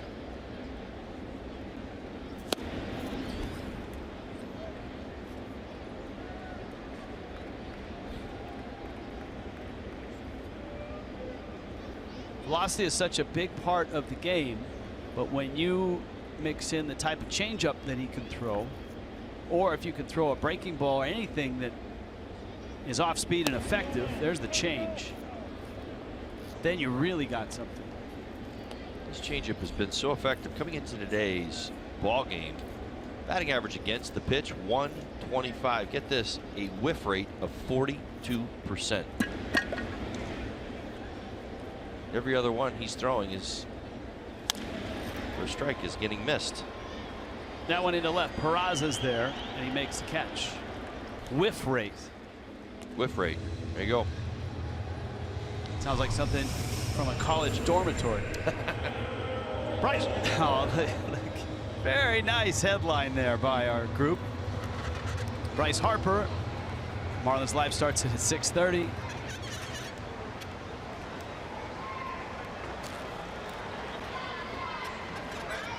Yeah, sometimes that squeaking sound is a little hard to take. Tyler Moore up the middle into center field. That's a base hit. Marlins have their second hit. 1 out single. You got Ichiro and Rojas coming up. Kids Sunday on Sundays here at Marlins Park. If you're new to the show, the Clevelander allows kids in.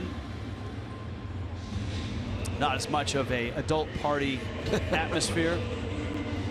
A little bit different. Tutti the Frutti, the clown, is out there with his balloons. Now, does he pull his hair out and use them for the balloons too?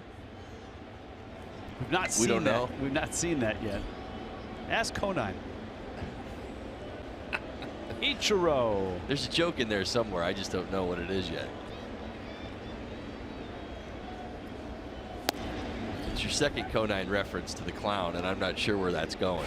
I'll have to get to the bottom of it. Use the crack staff around here. We'll find. You've led me somewhere. I mean, my curiosity is growing. I mean, I don't know the correlation between the clown and Niner, but there's something there, and I'm looking forward to the finding out what it is. Well, crack staff will find it for you, or at least attempt to find it for you. Ichiro fouls it back. Counts 0-2. Ichiro getting a start. You know, sometimes as a bench player, when you get the start, it's against a guy that's throwing 99 or 100. And you don't get to choose. You get the start and you pick up the bat and away you go. Smile and you say, I'm ready.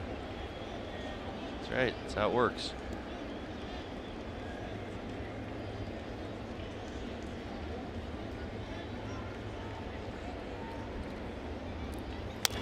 Change up, little tapper. Castillo fires the second. There's one. And throw to first, not in time. 2 outs. Ichiro survives, and here comes Rojas.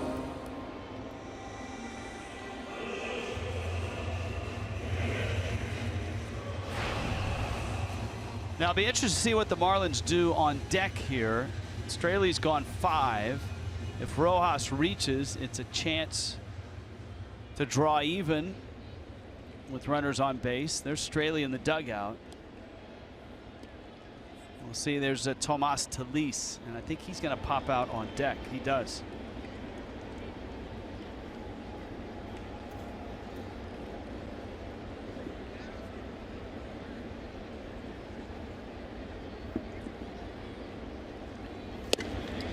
It's funny, last night, it's something that we've seen for almost 2 years. That swing right there. Tom Bertucci pointed it out. Rojas' first swing of the at-bat is usually right out of his shoes. And then it gradually gets dialed down to where he's suddenly driving balls into right field. And the numbers don't lie. Between Ozuna or Rojas, both do similarly show a little bit more aggression early in the count. And you see a bigger swing, sometimes from the heels, but they get the 2 strikes. They shorten up, use the middle of the field. Saw Marcell Ozuna do it yesterday.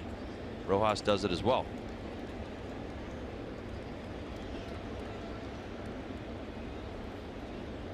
Well, let's see if he does here. Let's see if he does shorten up, try to shoot this ball to right field. Ichiro's at first.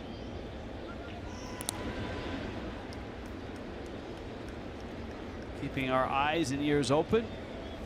One more day left in the trading deadline, the non-waiver trading deadline, but there will be trades made after August 1st hits. It's just a little more complicated.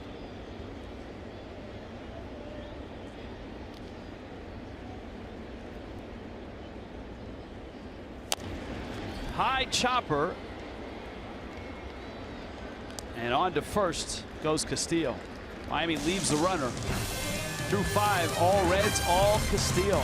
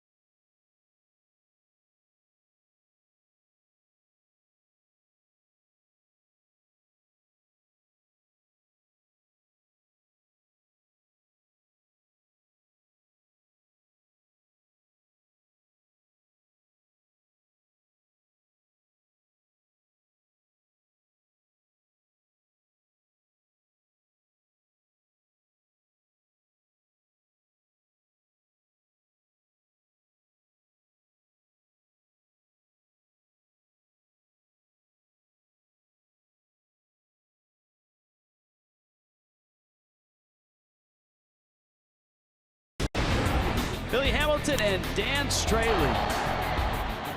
They were a nice team. Straley, a fly ball pitcher, and Hamilton, a fly ball catcher. And with that speed, man, a lot of them were spectacular.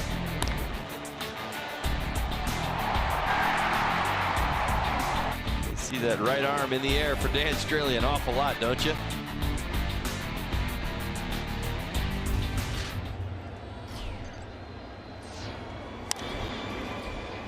Eugenio Suarez pops a foul and out of play. Suarez opening the 6th inning with Scott Schebler, Jose Peraza behind him.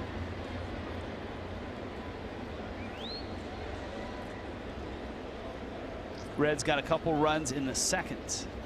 Cobbled together 4 hits. Straley walked a leadoff man. Marlins were unable to make a play on a bunt.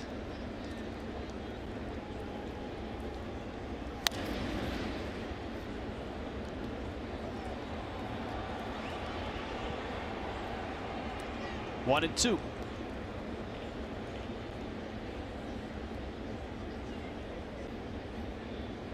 Bud Selig, John Schuerholz also being honored with the Hall of Fame induction today, along with the 3 players.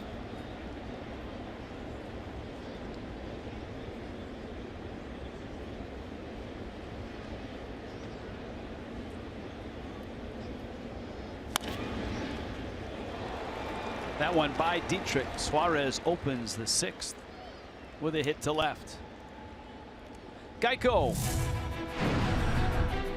How about this? On this date, Willie McCovey. What a debut. 4 for 4.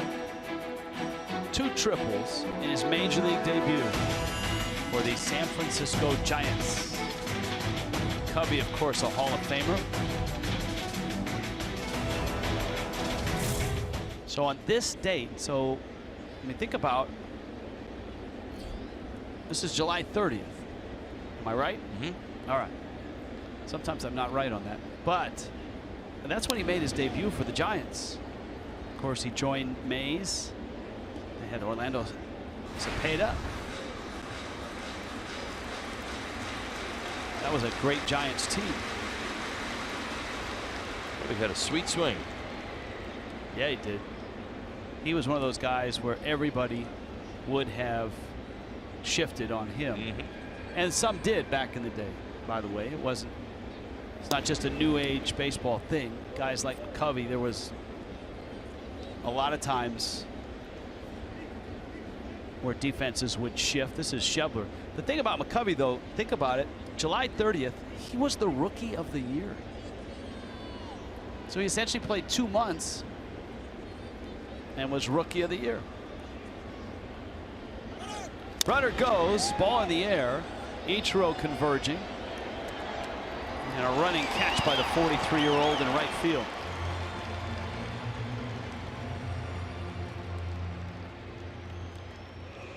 McCovey played in 52 games.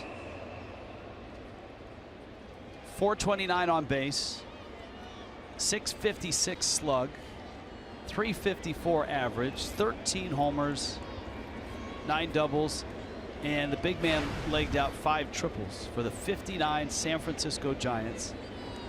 Mays hit third, McCovey fourth, Orlando Cepeda fifth.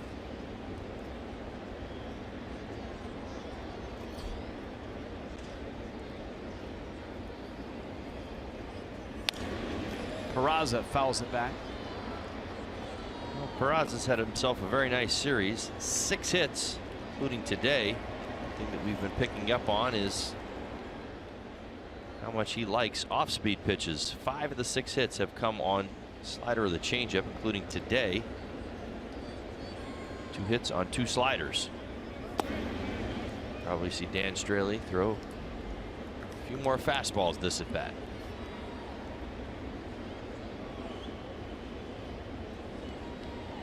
I think it was maybe happenstance, but it was nice symmetry that, as we were talking about McCovey, Ichiro ran down that ball in right field. Ichiro is 1 game behind McCovey for 42nd in games played in baseball history. That's pretty cool. Ichiro 2,587 games now. McCovey 2,588. There's your pitch count by inning. After a rocky first and second inning. It's been nowhere near that 29. It's actually been quite efficient. Around 93 pitches here in the 6th.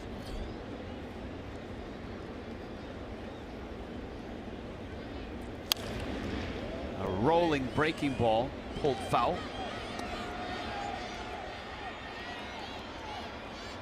Tucker Barnhart, big hit. His knocked in the first run. Back in the second.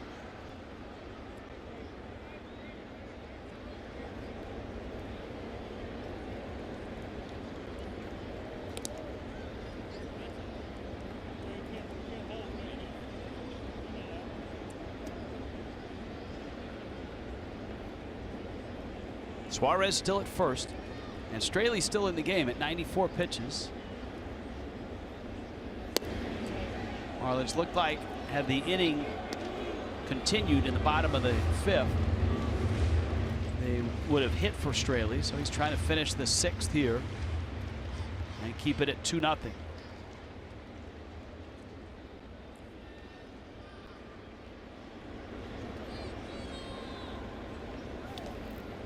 That one kicks left.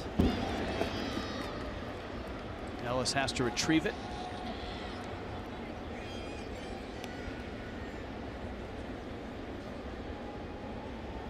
He ran by the on-deck circle, that rubberized thing that they place on the warning track, and it made me think of Adrian Beltre. Beltre today is going for 3,000. He's 1 hit away. Remember the on-deck, it wasn't a brouhaha, maybe a kerfuffle or a disagreement. Entertainment is what it was. 4-hour ball game. That was one of the mildest to it. He was ejected from the game by Jerry Davis. This is a couple nights ago. Well, we raised the point that Adrian had this, at bat after at bat, he was kind of wandering, almost behind the hitter, and it wasn't until the end of the game. Of course, the Marlins were up 22-10. Look at the reaction from Beltre. He's like, that was it. He got the heave-ho. After the intentional walk, Castillo swings and misses.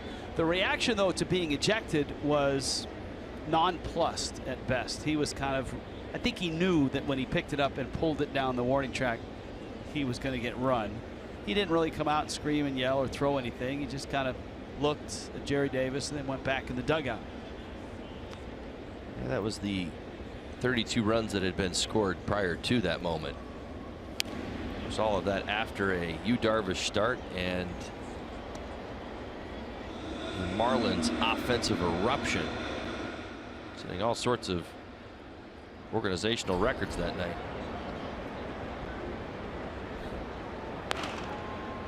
Hunter Cervenka. Miami's pen. Castillo. Straley out at first base. Wow, that was close. Even Straley, the look of disbelief that he got him. We'll take a look. Out. Really nice stretch by Tyler Moore as well. Interior of the glove in the nick of time.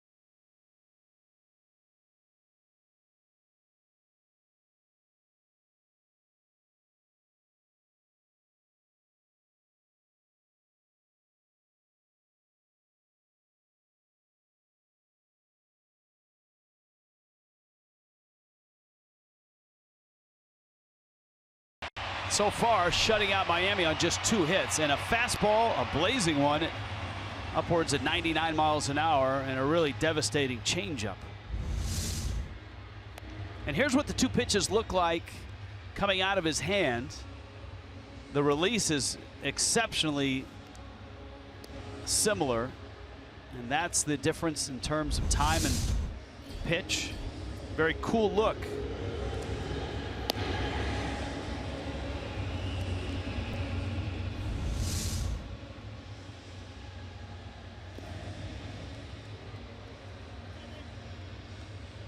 Holly, when you watch that from both the release and from the hitter's perspective, what do you see?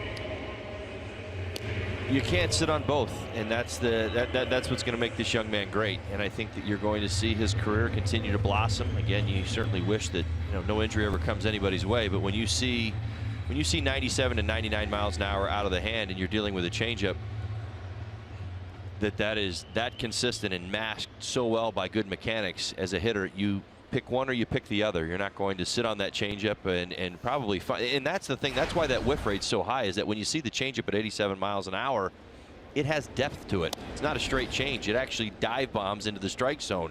Now the fastball, granted, it might be a little bit easier to hit if it's out over the plate, but it's still 97 miles an hour. That's no walk in the park. So most hitters, Marlins hitters around the National League, are sitting on the fastball. His good secondary pitches are helping him along the way. Mike Aviles is up. All right, so that being said, and he's been dominant here, just 2 hits over 5 innings. When he gets hit, what happens?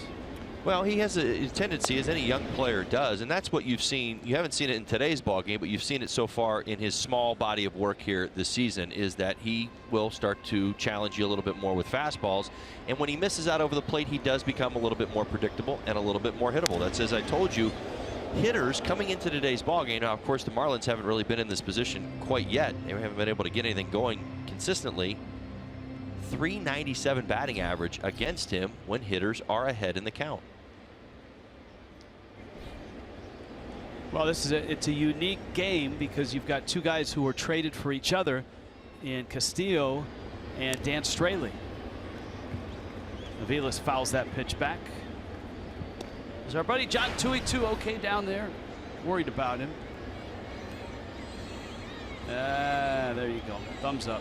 And I think Jessica's well hidden in the corner. Aviles just hit a screamer into that box.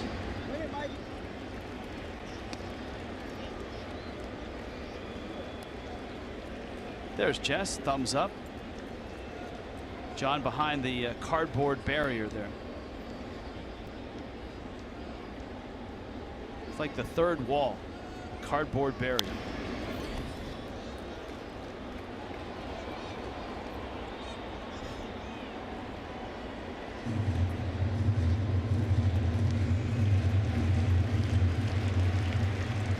Full count, 3-2. And the pitch count's pretty good for this young right-hander. Only at 71. Aviles trying to chew through that. 9-1-2 for Miami here in the 6th.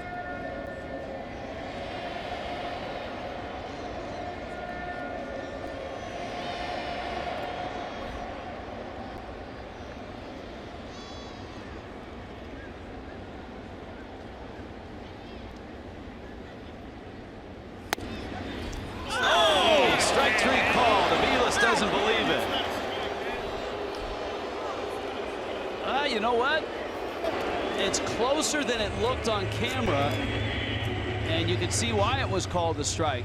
That's right at the bottom of the box.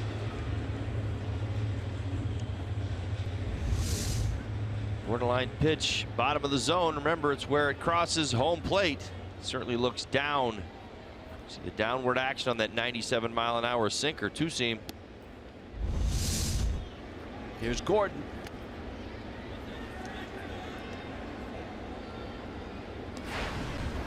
Well, Don Mattingly was upset last night in his meeting with the FS1 crew.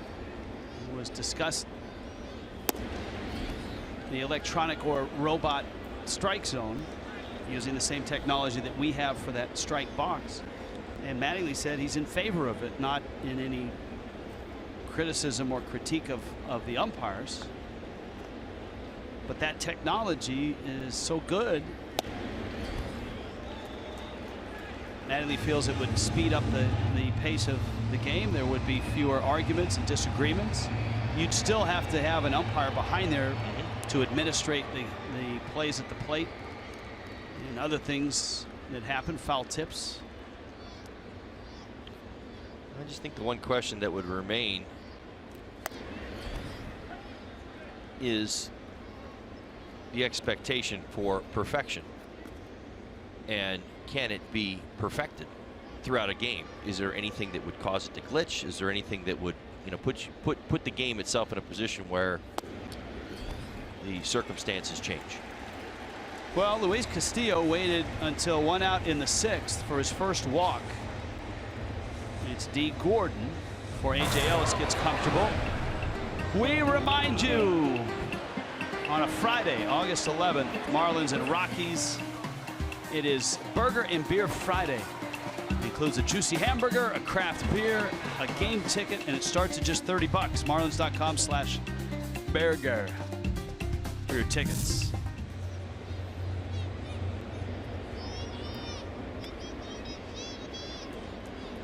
Here's A.J. Ellis. Yeah, I mean, look, I think every year the technology gets better, so you would hope that they're close to as perfect as you can get.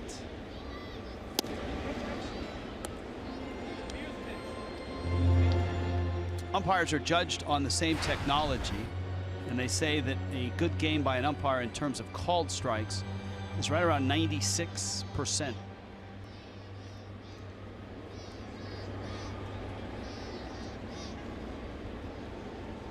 So I guess what you're looking to do is eliminate that 4 or 5%. You got to do it, Rich. I mean, In my personal opinion, you're going to have 2 managers and 2 ball clubs in a position where if it actually happens, when you have a home plate umpire and there's a dispute, there's always the idea or even the belief that maybe you'll get a call back.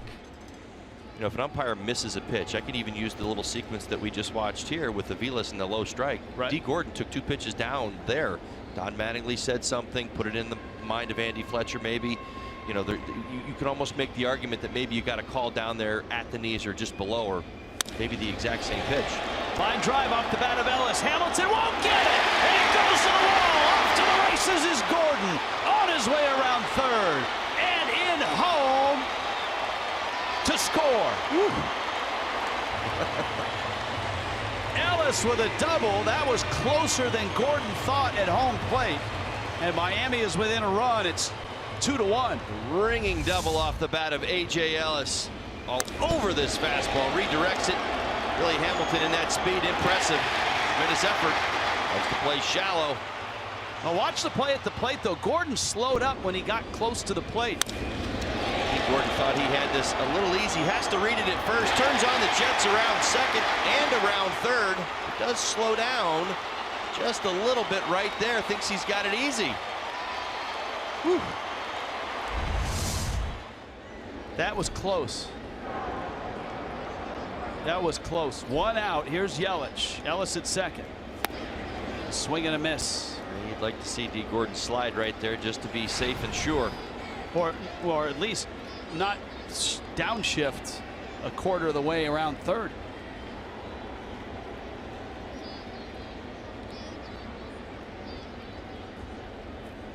Yelich has bounced out twice to the right side.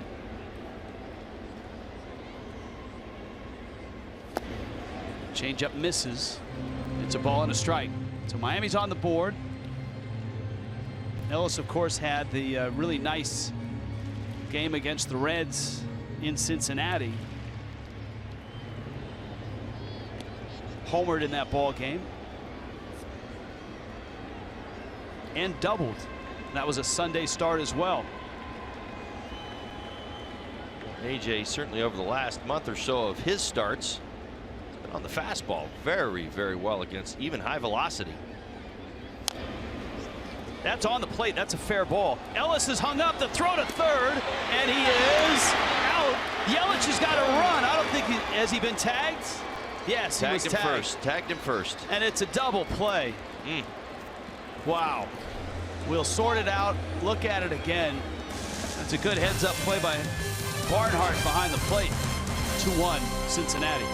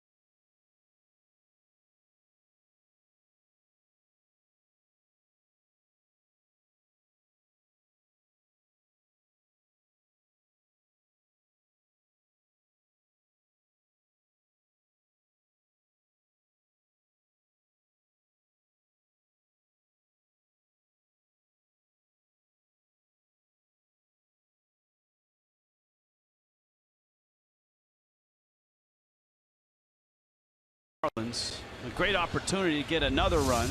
Here's a look. Now Christian Yelich swinging bunt, and it backs up top of home plate. He's out before he knows it right there. You see A.J. Ellis, this is the read.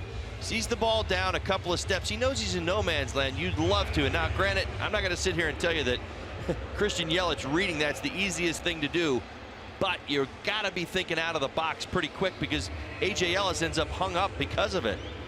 Barnhart pounces as soon as he applies the tag. A.J. had only taken a couple steps off second base, but Barnhart was able to get the first out of Yelich right away.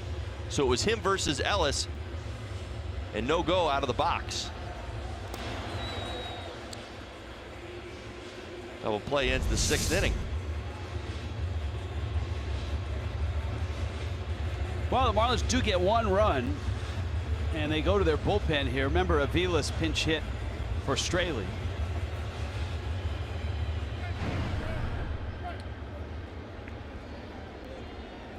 Hunter Cervenka is in. Billy Hamilton in the box. Cervenka looked sharp on Friday night, 2 scoreless innings. In fact, he struck out 5, and a sharp breaking ball opens the Hamilton at bat. Well, he featured a fantastic slider in that outing, and in fact, the lefties have been awesome against the Cincinnati Reds this season and in this series. 10 for 53. That's O'Grady, Cervenka, Conley, and Garcia. 10 for 53, 189 batting average for the entire Reds team.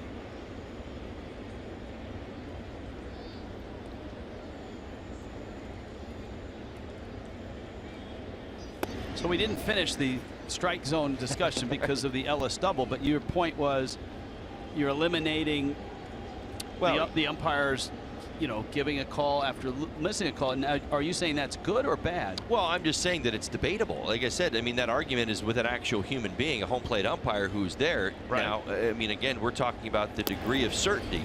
That's why I said it's got to be perfect. Right. Meaning, you know, because if there is something that is debatable, or one of the managers believes something's not right with the system, or that something's slightly off, or that there's a call that they're not getting, there's an argument. That there's an there's an argument with the automation. See what I'm saying? As opposed to a real live home plate umpire or a human being. So Cervenka there with a fastball that misses. It's got to be perfected, is what I'm saying. And if they believe that it's perfected and it's trusted at 100%, then maybe you're in business. But until I think it's at 100%, I'm not sure you can go there. Well, that's the goal, is to get there. And once you get there, then there is no argument. Right. You can, and look, even when it's implemented, if it is implemented, there are going to be hitters, catchers, managers that say, I don't believe the machine. Right. Right? Oh, I agree. Yes.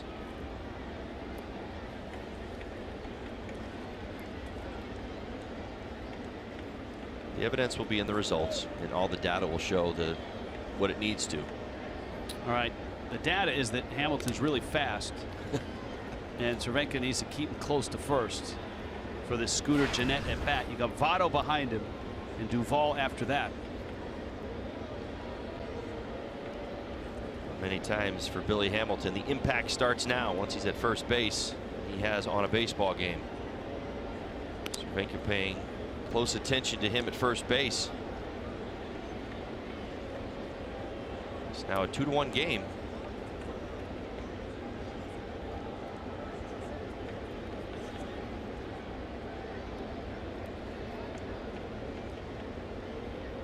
.44 stolen bases and a healthy lead right here. He runs, liner into center field, and it's in for a hit. Hamilton slid into second. Whether he was deked by Rojas, the crack of the bat should have told him that there'd be no throw at second. D. Gordon and Rojas were at the bag. Let's see Rojas, the shortstop.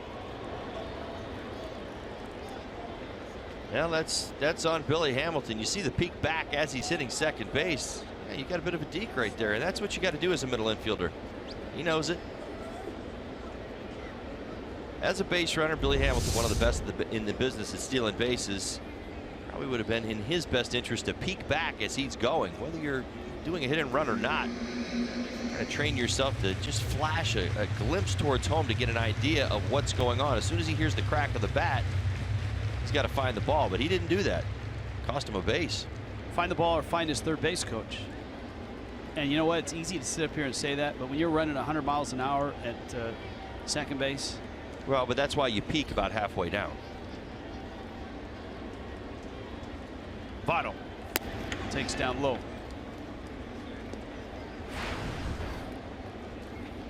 So Cervenka's run into some issues here. After Votto clears, you've got right-handed bats Duvall and Suarez. Miami's bullpen active. Drew Steckenrider. Good pitch there. 1 ball, 1 strike.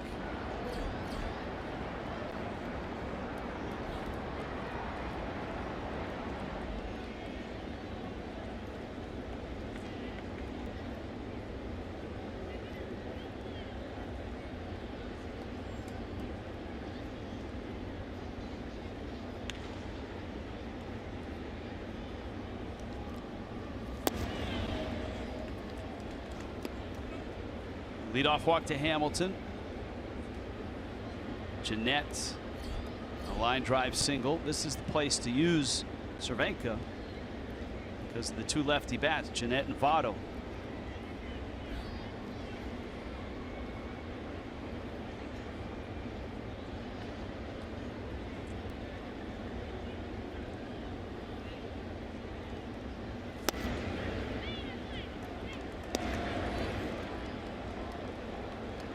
Now it's 3-1. Well, he's pitched him backwards all at bat. Just threw him a fastball low and away at 90 miles an hour. We'll see what he does. He's got to get himself out of the situation. Votto, 280 versus lefties on the season.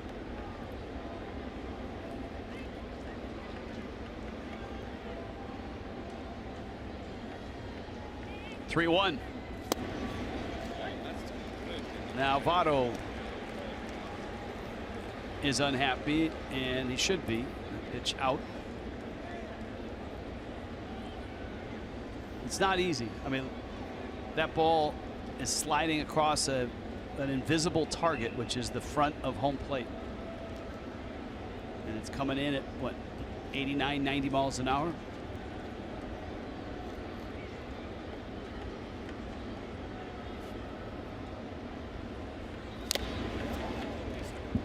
Fouled off of Ellis. Count full, 3-2. Well, Cervenka challenged him 92 miles an hour. Not showing signs of giving in.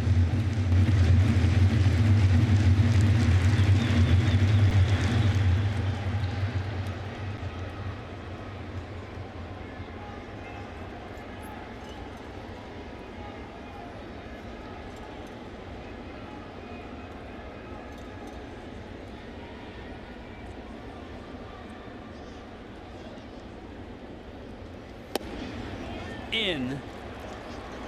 Votto walks, bags are loaded. And so Cervenka's 7th, a walk to Hamilton, a line drive hit to Jeanette, and now a walk to Votto.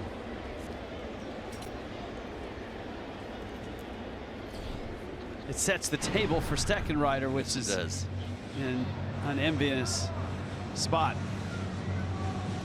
Florida Lottery, call to the bullpen.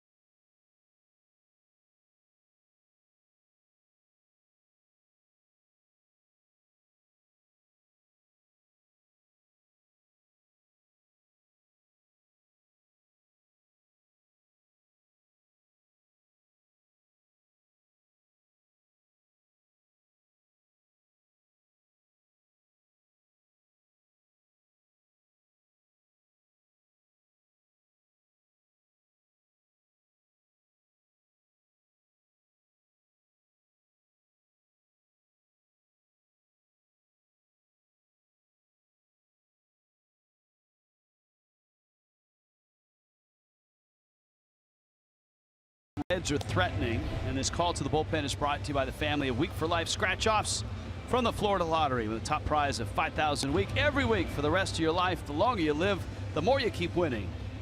There it is. That's Winfinity. Must be 18 or older to play. Please play responsibly.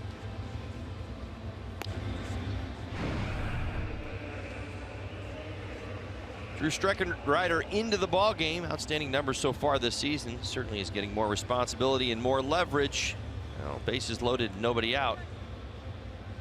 He's got his work cut out for him this afternoon.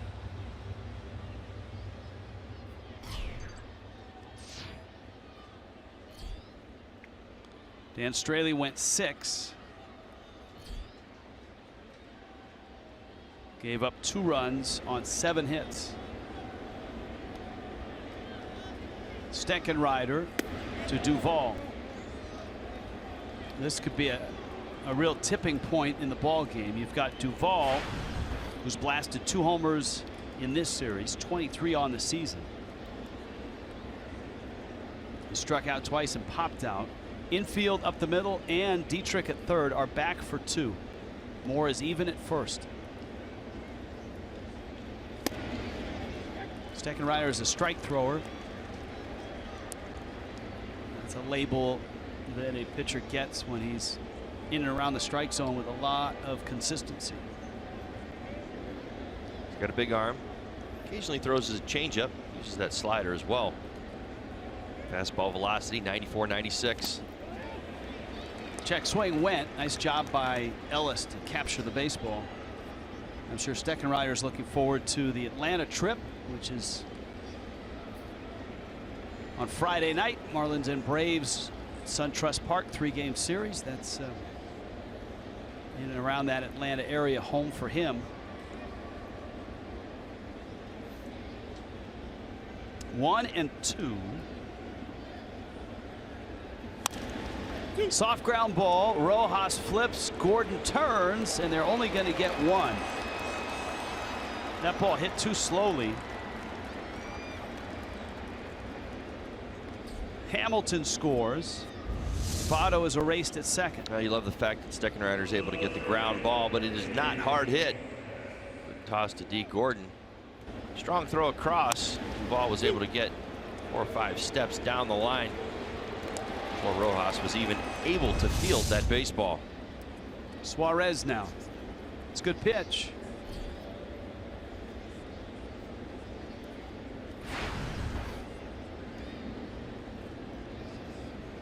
So the Reds are back up by 2.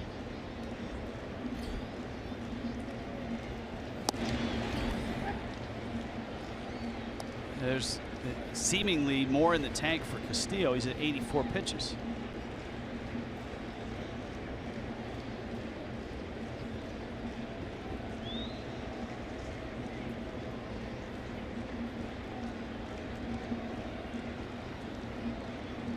Tomorrow night's opponent for Miami, the Nationals, have their hands full today in D.C. The Rockies just got 3 in the top of the 4th and lead the Nationals 7-4. We also have the deadline tomorrow. Sure, there'll be a few names changing places around baseball. These teams try to determine whether they'll be buyers or sellers, or they want to bolster their rotation or not. Ryan Zimmerman's 23rd homer has knocked in 3 of the 4 runs for the Nationals.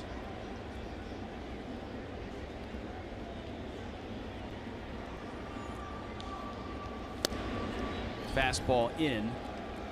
Not only do they have their hands full in that ball game, but that's a doubleheader. Remember the rain out? First game of the series, I believe, was one of those early rainouts. Lorenzen and Suarez. So this is somewhat of a planned doubleheader. Both teams saw it coming. Makes for an interesting getaway day.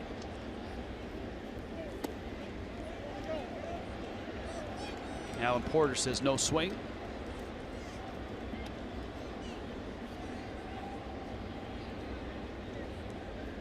Suarez, who emerged last year, took a big jump his first full season in the big leagues.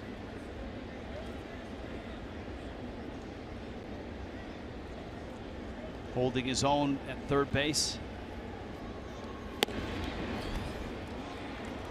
He walks. And that's going to bring up Schebler, left-handed power bat.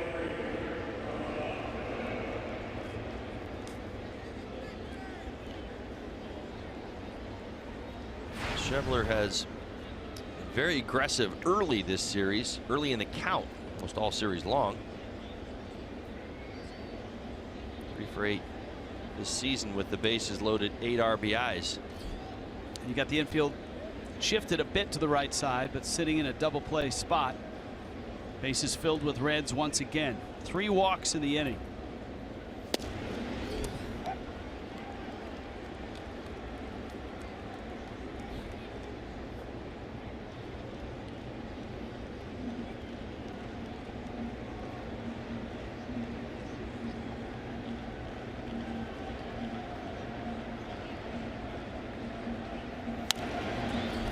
Steckenrider out front of Schebler, 0-2.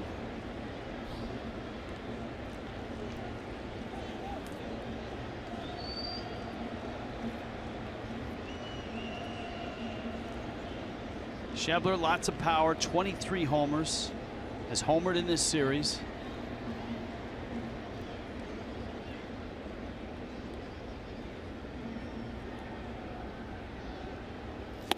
And he got him. Big strikeout there.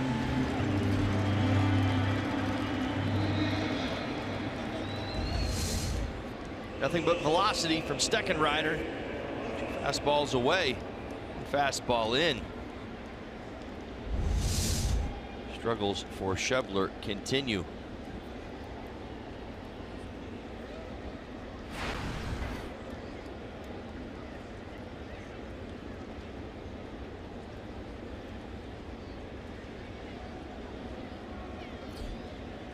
Here is Peraza.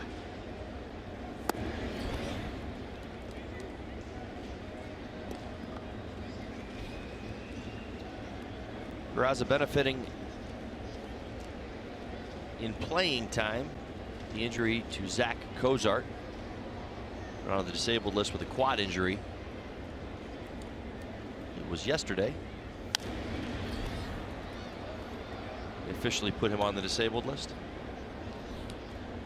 Peraza's had himself a very nice series.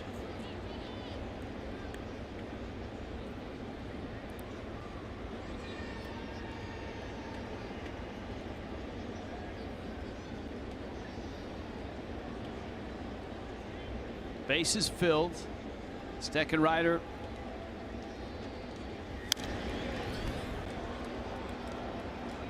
Another fastball, another foul ball, and a strike. It's 1-2.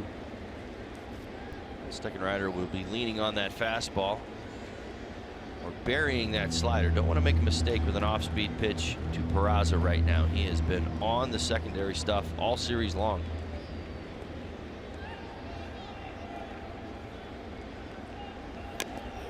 It sounded like it hit the bat, and it did. Scary.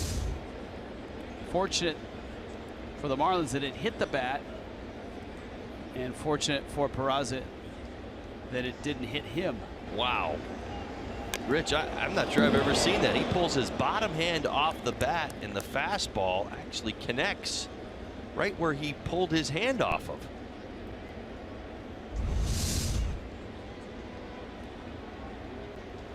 See what he gets. 1-2. Fastball out, 2 balls, 2 strikes. Crowd growing uneasy.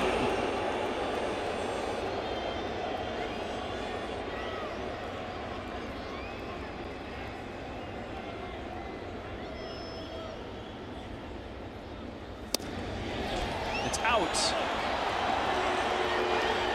I think it's ball 3 though, because the ball that hit the bat was a foul tip. He thought that the count was 3-2. I'm sure he's thinking that that pitch that came up and in was called a ball, but it hit the bat, so it was a foul ball.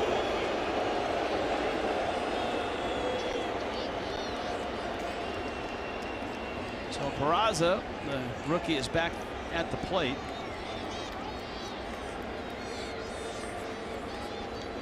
Steckenrider has another shot here.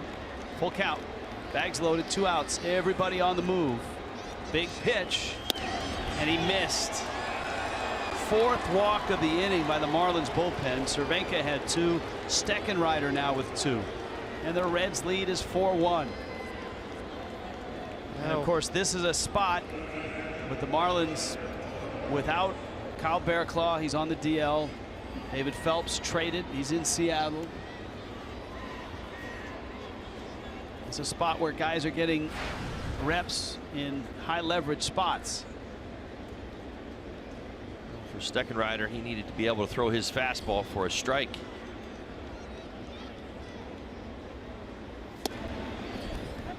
Barnhart's 1 for 2. Peraza able to work all the way back down in the count.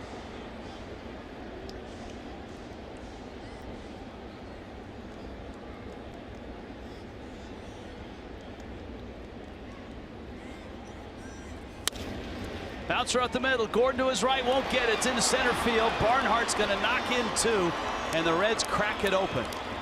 6-1 now, Cincinnati.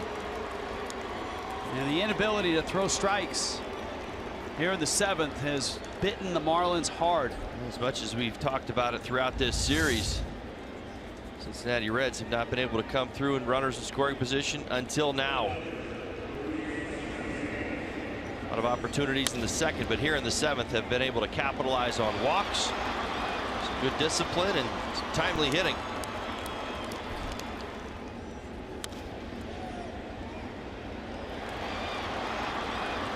Their biggest inning in this series. At the corners. And here is Castillo, who's the beneficiary of all of this. And Brian Price has his young pitcher at 84 pitches through his 6 innings. So Driesmer Despagne in Miami's bullpen. Bouncer first. Moore has it. Steps on the bag. Well, 4 runs here in the 7th. And a 6-1 lead. That score.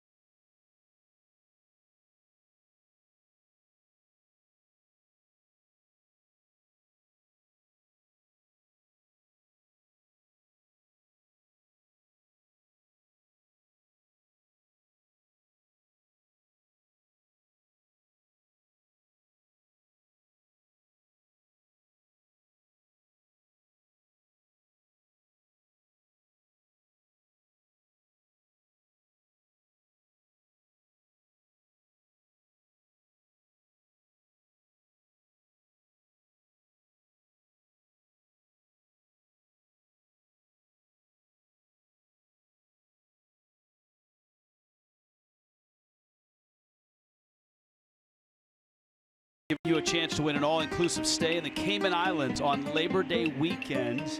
Just tweet hashtag Southwest Summer Days Sweeps and hashtag sponsored to @FoxSportsFL for your chance to win. Southwest Summer Days Sweeps and sponsored. Hashtag those 2 and tweet it @FoxSportsFL. 7th inning stretch, different ball game now. 6-1 Cincinnati. Let's check in with Jessica Blaylock. Hey, Rich, it is Hall of Fame weekend up in Cooperstown, and Pudge Rodriguez, one of the inductees for the 2017 class. Throughout the course of his career, he was a 14-time All-Star. He won 13 Gold Gloves, and he was a 7-time Silver Slugger. He sent out this tweet, said he was excited about Hall of Fame weekend, also congratulating all of the other inductees. Well done, Pudge, and all of the other guys going into the Baseball Hall of Fame. Well, Pudge, and we were just in Texas, so we got a great taste of how much they appreciate him. All kinds of Rangers folks actually had headed up during the week while the Marlins were in Texas to get to Cooperstown and enjoy the ceremonies. Of course, in 2003, he came to the Marlins, and with the Marlins, not only did he have a World Series ring, but this iconic moment to finish the Giants in the Division Series, holding on the JT Snow slide. That collision into home plate, I think it epitomizes the toughness that Pudge played with as a Marlin. About 144 games that season, and I'll tell you, I think of the circumstances for Pudge even coming over to the Marlins, what he was in Texas. I was with him in 2002, and he really put it all out on the line in 03. Well worth it. One of our captains, beginning to end, was as big at the end as he was at the beginning, and really helped navigate, helped Dontrell Willis and the 22 pitchers who took the mound that year. Well, Luis Castillo, from beginning to here, has been eye-popping. A young righty. He's given up just 3 hits. He's lived in the upper 90s with his fastball. He's mixed in that really nice changeup. He's kept just about everybody off balance. I don't think he has a very long leash here with the Reds up 6-1. Florida Lottery in-game jackpots. And it's been a year of rookies in the rotation for the Reds. He's 3-0. Reds bullpen is ready. If there's any little hiccup, Castillo's out of this ball game. Peralta the lefty, Lorenzen the righty. Dietrich and Moore also scheduled. Remember, the Marlins have in reserve Giancarlo Stanton and JT Realmuto.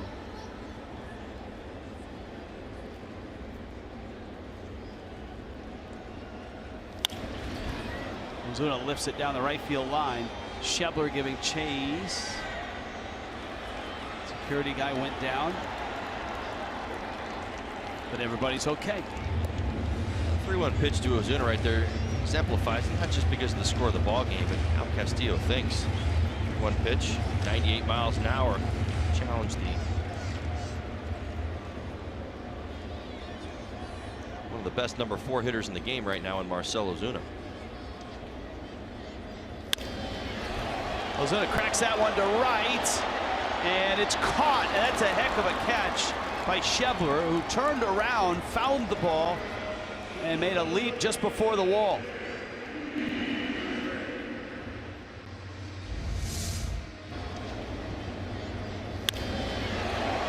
Schebler is put on alert by the 3-1 foul ball. You start to think that way. Castillo goes right back at him with 98 miles an hour. Schebler backpedals. Goes to that reverse pivot I love to talk about, and able to make a nice catch. Marcell Ozuna going to get his friend Castillo. Good swing of the bat.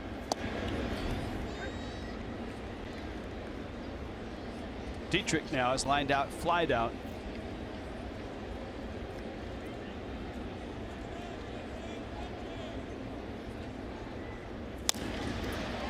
Dietrich flips it to center, and Hamilton is there.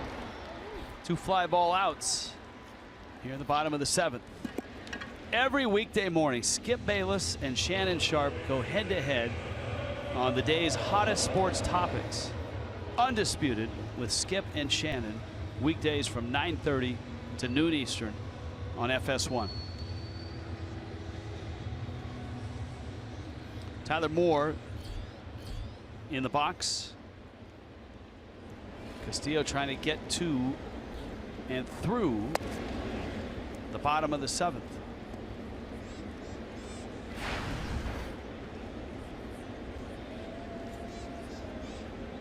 6 2/3 is as far as he's gone in his young career.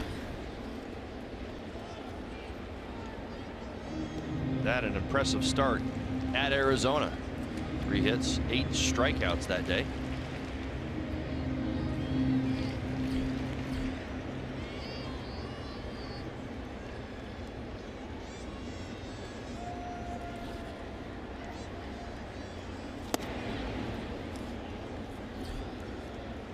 That righty on righty change.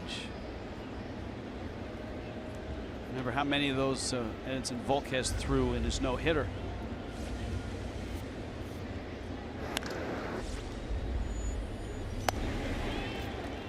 Down goes Moore. Luis Castillo, 7 innings. Impressive stuff from the rookie right-hander. And it's 6-1 Cincinnati.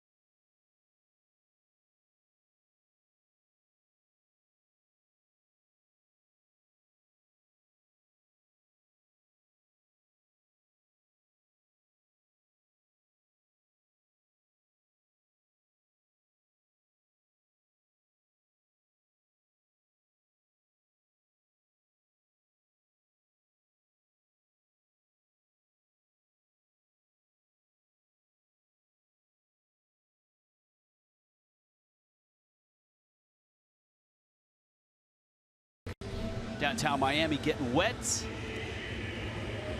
Let's stick around about 20 minutes, be nice and warm again. It's that time of year again. I know, Todd, that's on your day timer or your phone, your calendar, your iCalendar.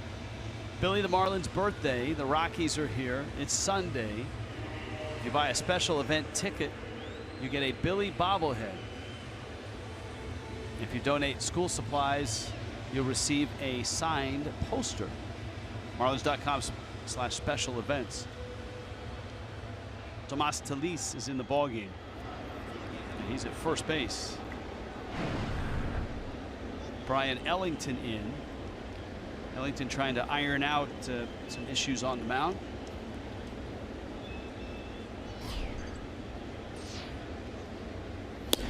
Certainly recognize the immense talent, the big arm. 80-mile-an-hour fastball with the walks. He's got to cut the walks down. Well, that was the hard thing to stomach in the 7th inning, which blew this game not wide open, but at least at 6-1. Is that Cincinnati had just 2 hits in the 7th. 9 men came to the plate. They scored 4 runs. And Hunter Cervenka and Drew Steckenrider both walked 2 hitters, including one with the bases loaded.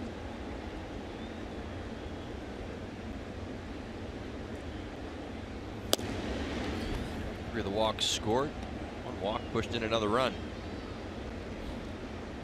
All told in this ball game, 4 walks have scored for the Cincinnati Reds.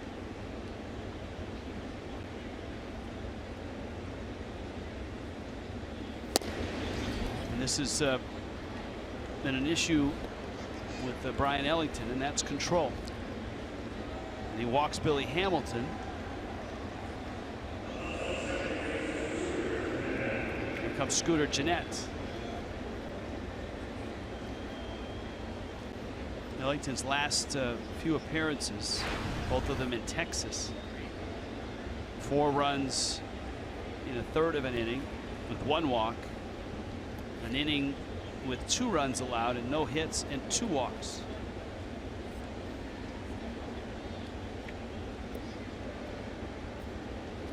So Hamilton ran in the 7th, though it wasn't a stolen base. He ended up at second on a single to center by Scooter Gennett. And Hamilton does not have a big lead. I'd be surprised if he doesn't run. I don't think you really want to shut down the running game. It's only a 5-run lead.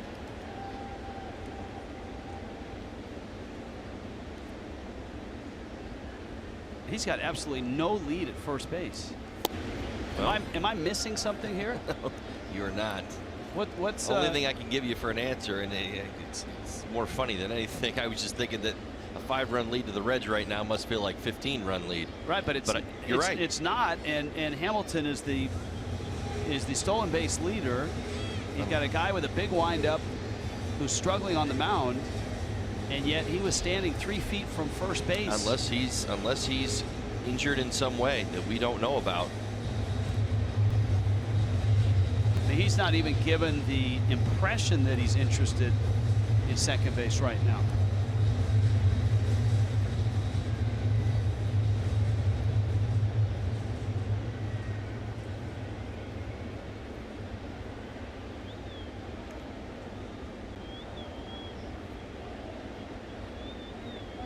Maybe he's just trying to deke Ellington into thinking he's not going to run. He's literally standing straight up. Pitch is out, and it's 3-0. He's just trying to get he kind of appears to be trying to get a really big secondary lead. I don't know how that benefits him. He's kind of sliding off fast. I was thinking he's going to leave the hole open for Gennett. It's a very casual lead. How's that? Yes, to start anyway, right? And Ellington right now just can't throw strikes. Don Manley's got somebody up right now. 11 batters faced by the Marlins bullpen this afternoon. 6 walks. Juan Nieves gonna run out and buy some time for Odrisamer Despaigne. You feel for the right-hander right now. For whatever reason, he's having trouble finding the plate. And the bullpen, after 6 innings of Dan Straley. Straley in his 6 innings walked 2. 1 of those was intentional. Bullpen's walked 6 in an inning plus. 2 apiece. Cervenka, Steckenrider, and now Ellington. And one of the most selective hitters in the history of the game arrives at the plate. Votto goes after a pitch, fastball, drives it center field deep. Back goes Yelich at the wall, makes the catch. Everybody tags. Gennett trailing Hamilton, and the Reds have runners second and third. And Votto came a few feet away from making it 9-1. Yeah, this is the aggressiveness that you see from Votto. Deep fly ball. Cincinnati Reds base runners able to move up. MLB.tv every night, every device, every out-of-market regular season game live. You get a free subscription to @Bat Premium. It's the #1 app for live baseball. Blackout, other restrictions apply. Visit MLB.tv for details.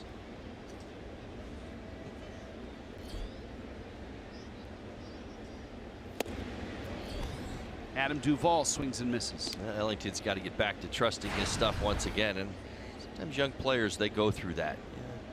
Game turns on them, they don't get the result that they're looking for. They try to miss bats, try to live on those corners, try not to make a mistake. This is a very difficult game to play under those circumstances. Infield's in, 1 out. That one fouled back.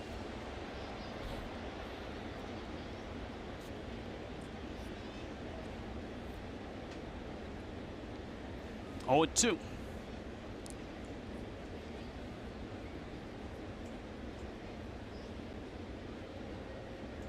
Miami trying to cut off a run at the plate. Ellington 0-2 coming. Breaking ball, ground ball. Dietrich has it. Runner comes home. Ball in the dirt. Ellis digs it out nicely. Remember, that's Hamilton in a rundown. And Dietrich dives and tags him out. It's the last guy you want in a rundown, but the Marlins did it nicely. Dietrich applies the tag.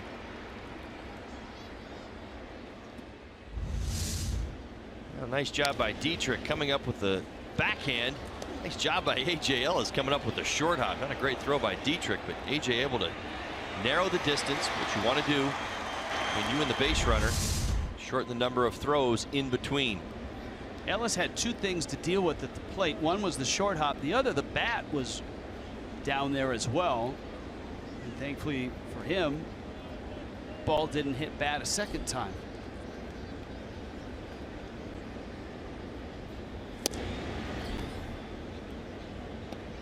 This would be a nice building block for Ellington if he's able to pitch out of this.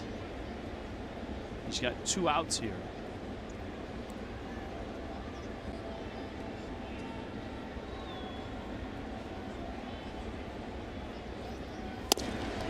Suarez takes in. And it's 2-0. Scott Schebler's on deck.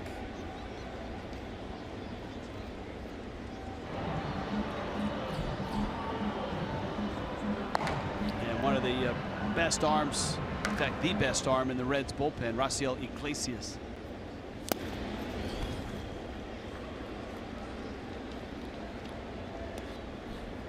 To get Suarez to chase that low fastball, and it's 2-1. Nationals and Rockies are still 7-4. Colorado top 6 in DC. Long day for the Nationals, doubleheader. The Nationals and Marlins here tomorrow night.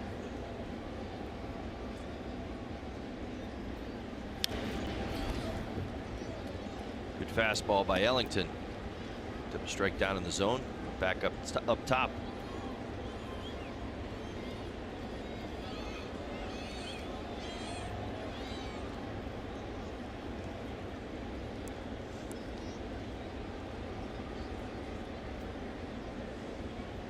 Suarez back in. Jeanette at second. Duvall's at first. And a 2-2. Strike 3 called. Brian Ellington wobbled at the start, but a real nice finish to that 8th inning.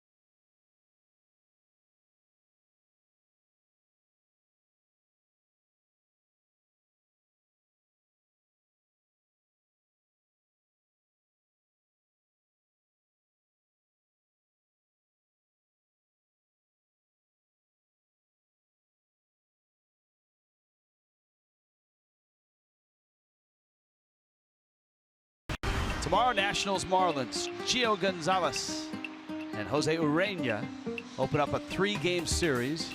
Nationals playing a doubleheader at home against Colorado today. Marlins ending this 4-game set with the Reds. And they're going to have to do some work, some major work here to get that sweep. They won the first 3, have the fish, but it's a 6-1 Cincinnati lead. This was a matchup of guys that were traded for each other. Dan Straley started for Miami, and Luis Castillo has been superb for the Reds. Castillo, the young arm, was actually traded twice by the Marlins. Once to the Padres. Remember, the Padres were admonished, fined by Major League Baseball for not reporting accurately injuries on players they traded. Colin Ray was one of those guys. Marlins sent Ray back and got Castillo in return. It's a strike. Ichiro bailing out there. It's 2-2. Miguel Rojas, and then a pinch hitter, or excuse me, Tomas Talis, who came in the double switch.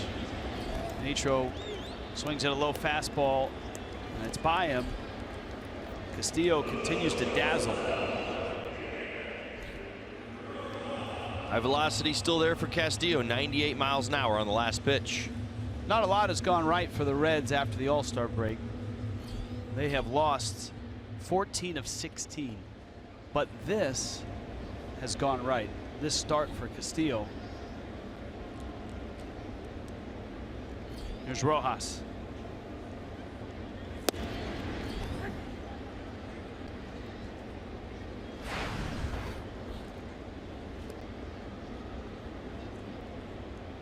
Five strikeouts for the 24-year-old and a walk. Career long, already working into the 8th inning here today. Now in the minors, he had 4 7-inning starts and 1 8-inning start, so potentially setting professional highs for Castillo.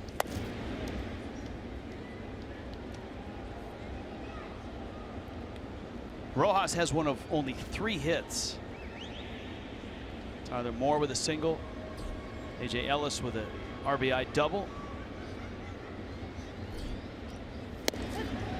That's strike 3. 98. He has struck out the last 3 he's facing, and his stuff seems to be getting better as the day goes along. Confidence rising now with the lead. Comfortable lead, I should say. Attacking the strike zone. Remember, there in the 7th inning, had a little trouble as he came out of the gate. Really set himself up. Continues to attack the strike zone here. Here is Talis. After the first pitch, lofts it in the air. Duvall under it and makes the catch. That's a 10-pitch inning. Luis Castillo with the start of his young pro career.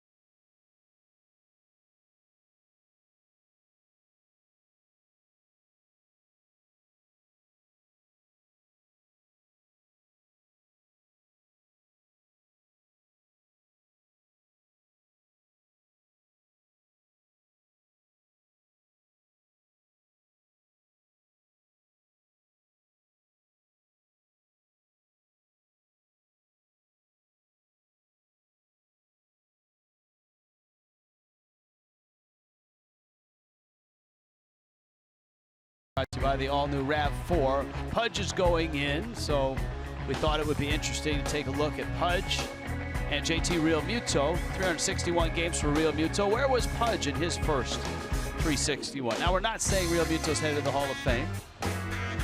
Pudge was younger when he got to the big leagues, but still, it's an interesting look. See the runs driven in. Pudge, a much more polished defensive catcher when he got there. Of course, Realmuto was a shortstop in high school, but the offensive numbers are impressive. Off to a great start for JT Realmuto. Pudge doing it as a teenager. Odrisamer Despaigne for the Marlins.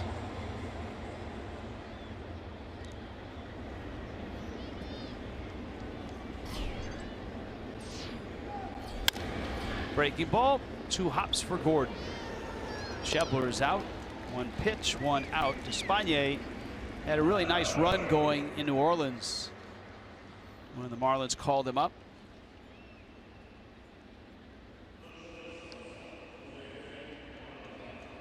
As a starter in New Orleans, a 2.83 ERA. Here is Peraza.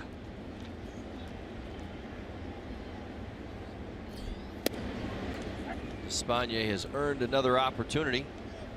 He's now 3rd here with the Marlins this season.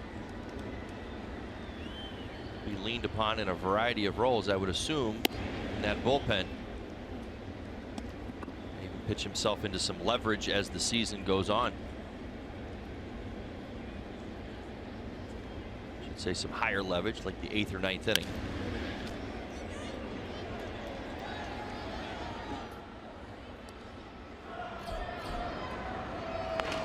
Brad Ziegler in Miami's pen. Ziegler warmed up last night, wasn't needed at the end.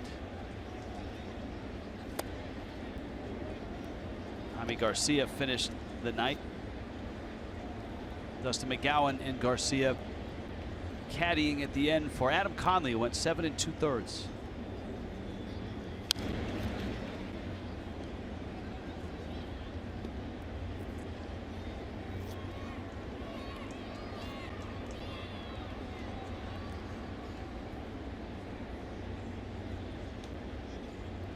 One of the things the Marlins liked about Despaigne's run in New Orleans, he was much more aggressive.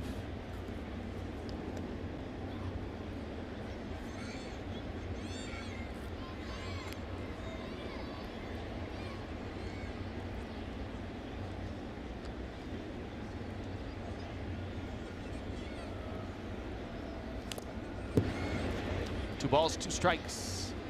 The Phillies have a 1-0 lead over the Braves. That is top 7. A rare 1-0 game in Philly in the 7th. Cubs and Brewers 2-2. Bottom 6 in Milwaukee.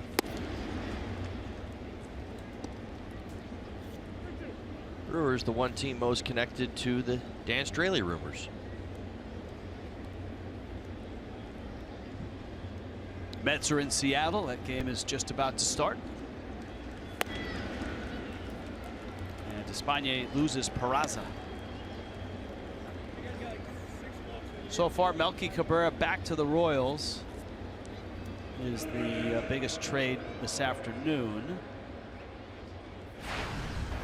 Jaime Garcia to the Yankees from the Twins was a little bit of a twist since he was just acquired. Sort of like that reality show, Flip This House.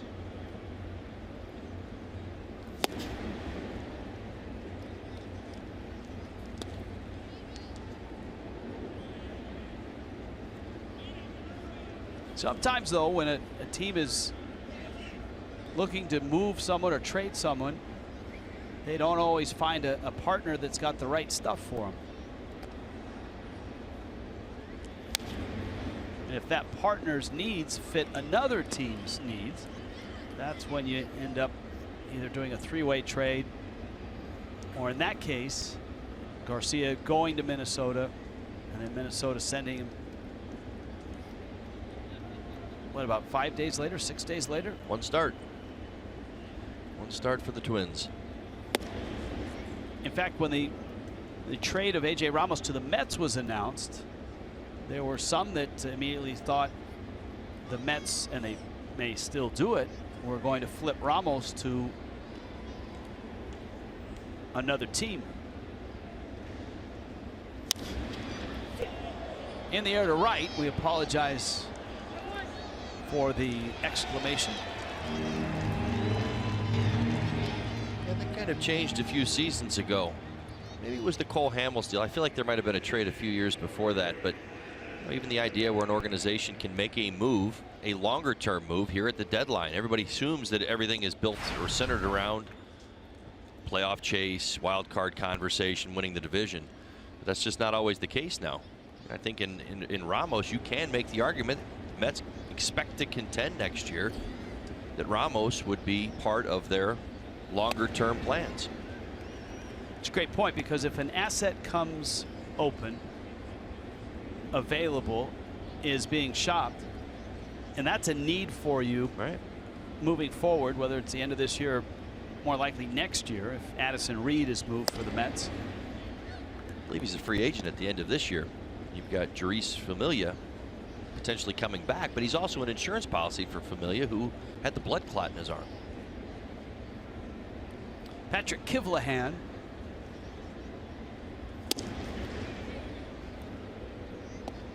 And the count's 2-1. So that's it on the trade front. Hall of Fame speeches are still going.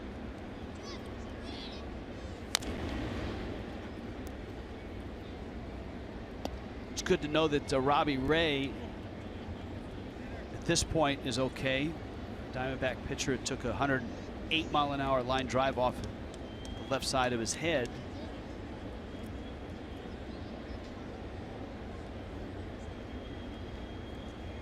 No bleeding, no skull fracture.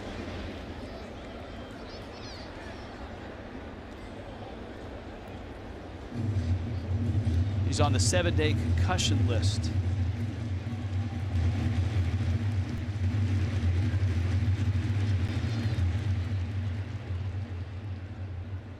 He never lost consciousness.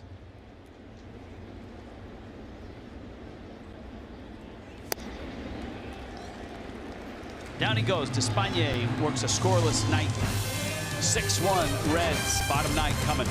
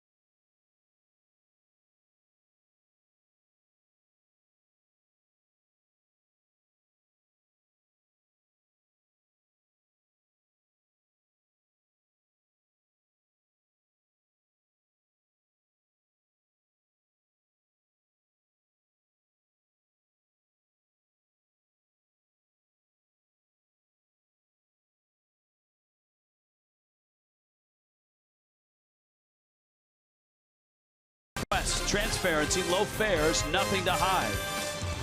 By Jeep and by your South Florida Honda dealers. That's a really cool time lapse there.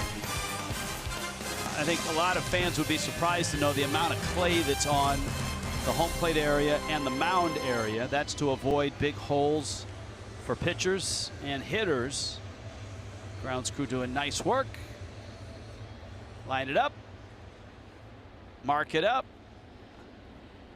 And then once the game starts, it turns into this. Very cool stuff. Thanks for that in the truck.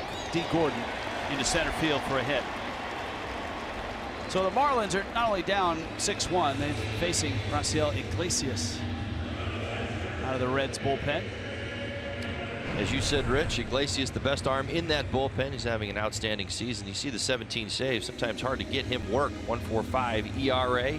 Scoreless 7 straight appearances coming into this one.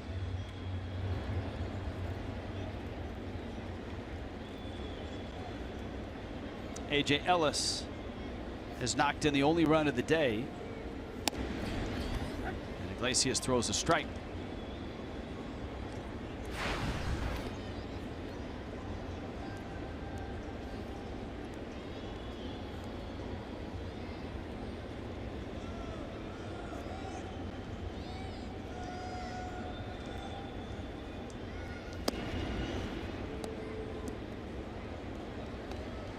For a team like the Reds, the difference between a guy like Iglesias and a guy like A.J. Ramos in terms of need and roles is Ramos much more of a veteran, and Iglesias so young, the Reds have no intention of shopping him around. They see him as an asset since he's not eligible for arbitration and free agency is a long ways away.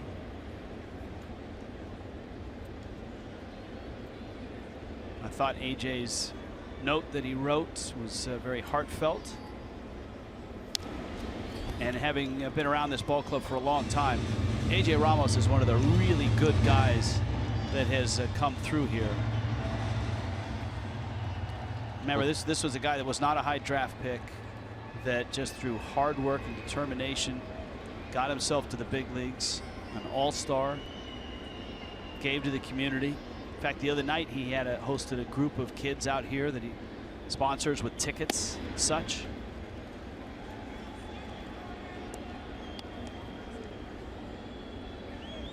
Ramos understood what being a professional was all about. Certainly appreciated the fans here in Miami, the organization for the opportunity, and the people who had helped pave his way. Lots of gratitude to go around. Certainly new opportunity for him with the Mets. This is the thank you that Ramos tweeted. What a ride it's been, Miami. I'm truly thankful for the time I've spent wearing the Marlins uniform. To Marlin fans, thank you for the love and the support. And lastly, thank you for all the great memories you've provided these last 5 years. I'm truly blessed for the time I've spent here. And we wish him well. Be interested to see if he is a Met later this year or even next year. 2-2. This is one of those A.J. Ellis at bats where he fights off like 4 or 5 pitches, gets himself deep in the count. He's done a very nice job over the last month or so, getting himself into good fastball counts, getting himself into the mistake count, if you will, fighting off tough pitches. That is ball 4. 9-pitch walk after the Gordon single. Ellis walks. Now, the last time Yelich was up, this was our Bonefish Bang Bang play of the day. For great fish, great cocktails, great times, head to Bonefish Grill. This is a really nice play for Tucker Barnhart. Bounced out from behind home plate. Quick tag of Christian Yelich puts him in a position to double up A.J. Ellis, who just slightly wandered off second base, but enough to double him up. Yelich 0 for 3. And a strike. Remember, with the double switch, the pitcher spot, which is Despagne right now, is in the 6th spot in the lineup. Yelich is 3rd. Both Giancarlo Stanton and JT Realmuto have not been used in the ballgame. You got Yelich, Ozuna, Dietrich. And Iglesias goes to 1-1. A little insurance in the bullpen if this doesn't go well. Blake Wood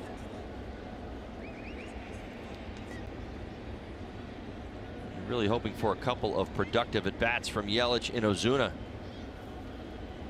The big guys who didn't start today, a couple of opportunities. 2 balls and a strike.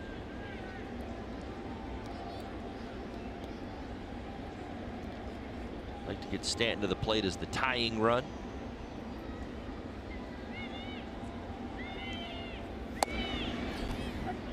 Inside corner, 97.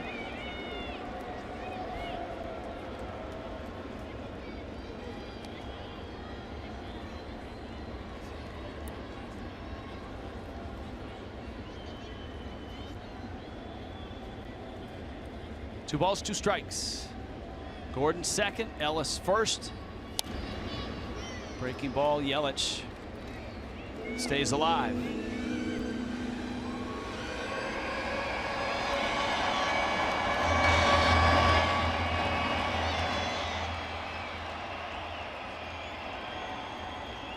Remember in yesterday's ball game, a 2-strike home run to left center field.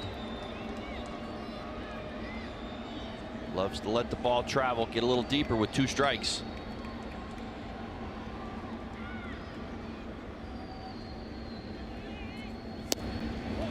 Got him to chase. Change up. And a good pitch. So there's an out, and here comes Ozuna. A defensive swing from Yelich, who's trying to foul this pitch off. See the running action on the changeup, 89 miles an hour. Runs off the outside corner. Yelich just hoping to foul that pitch off, unable to. Bring up Marcell Ozuna. Real nice last at bat. Line drive to right, 0 for 3 on the day.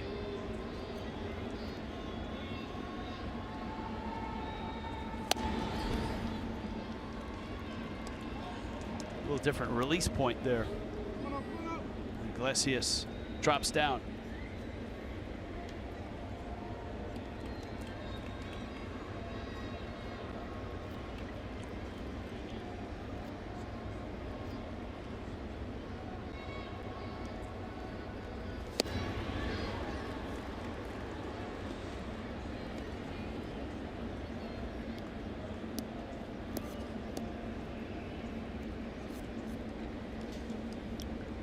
Snapshot of the Reds' future today between Castillo and Iglesias.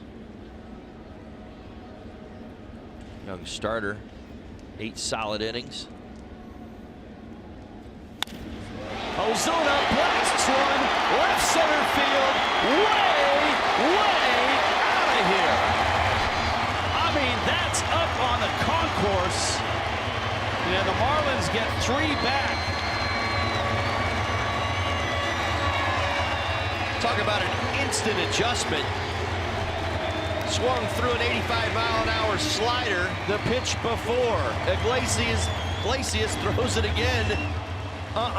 Didn't miss it the second time. Here it is. There it goes.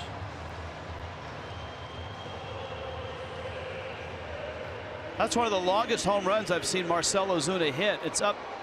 Looked like it just landed in that stairwell shy of the concourse. So it's 6-4. Here's Dietrich. And a slow breaking ball misses down low. And Iglesias rocked right now. 465 feet for Ozuna on StatCast. 114 miles an hour on the exit velocity. And Brian Price wants to know what was that pitch? 65 miles an hour. Are you okay?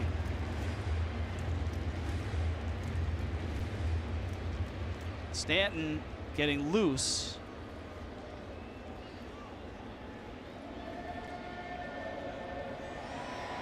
Real Muto is on deck. That's the pitcher spot. Boy, you'd love to get somebody on base right now. And give those 2 bats an opportunity. Dietrich's 0 for 3. Takes a strike. It's 1 ball, 1 strike. Stanton lurking in the dugout.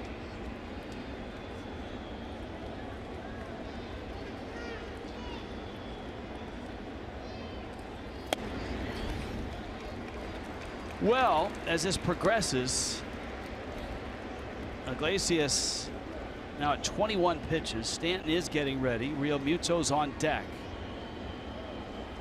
2-1. Trick after a fastball and fouls it back. Blake Wood's ready in the pen.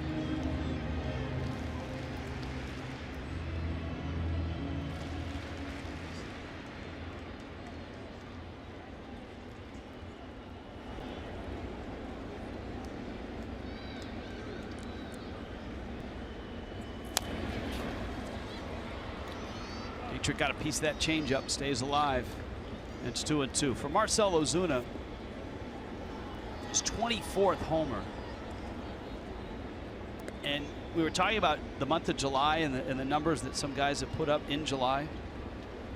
How about Ozuna and his RBI total in July? You can add 3 to what he's done.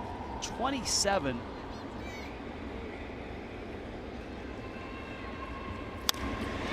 Dietrich, right field deep. Back goes Schebler, and he's there and makes the catch. So you got a Real Muto, and Stanton is right behind him on deck. And with 2 outs, Marlins going to take their best shots here. It's pretty simple. You send JT Real Muto up with the hope of getting on base. An opportunity to Stanton. The hope of a big blast. Looping a blast. This is the situation where that phrase was probably coined many, many years ago. It's the baseball equivalent of a Hail Mary. Yes. Or a full court heave.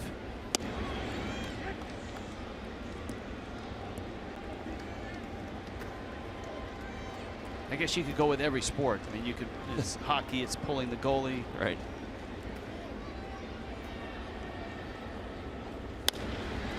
Bouncer out to second. Jeanette has it, and this ball game belongs to the Reds.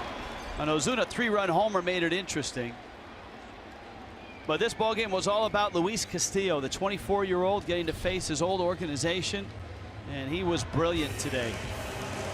Going 8 innings, giving up just the 1 run. Reds salvage a game. Marlins win the series 3-4, and it's the Nationals in next. Marlins live next as well.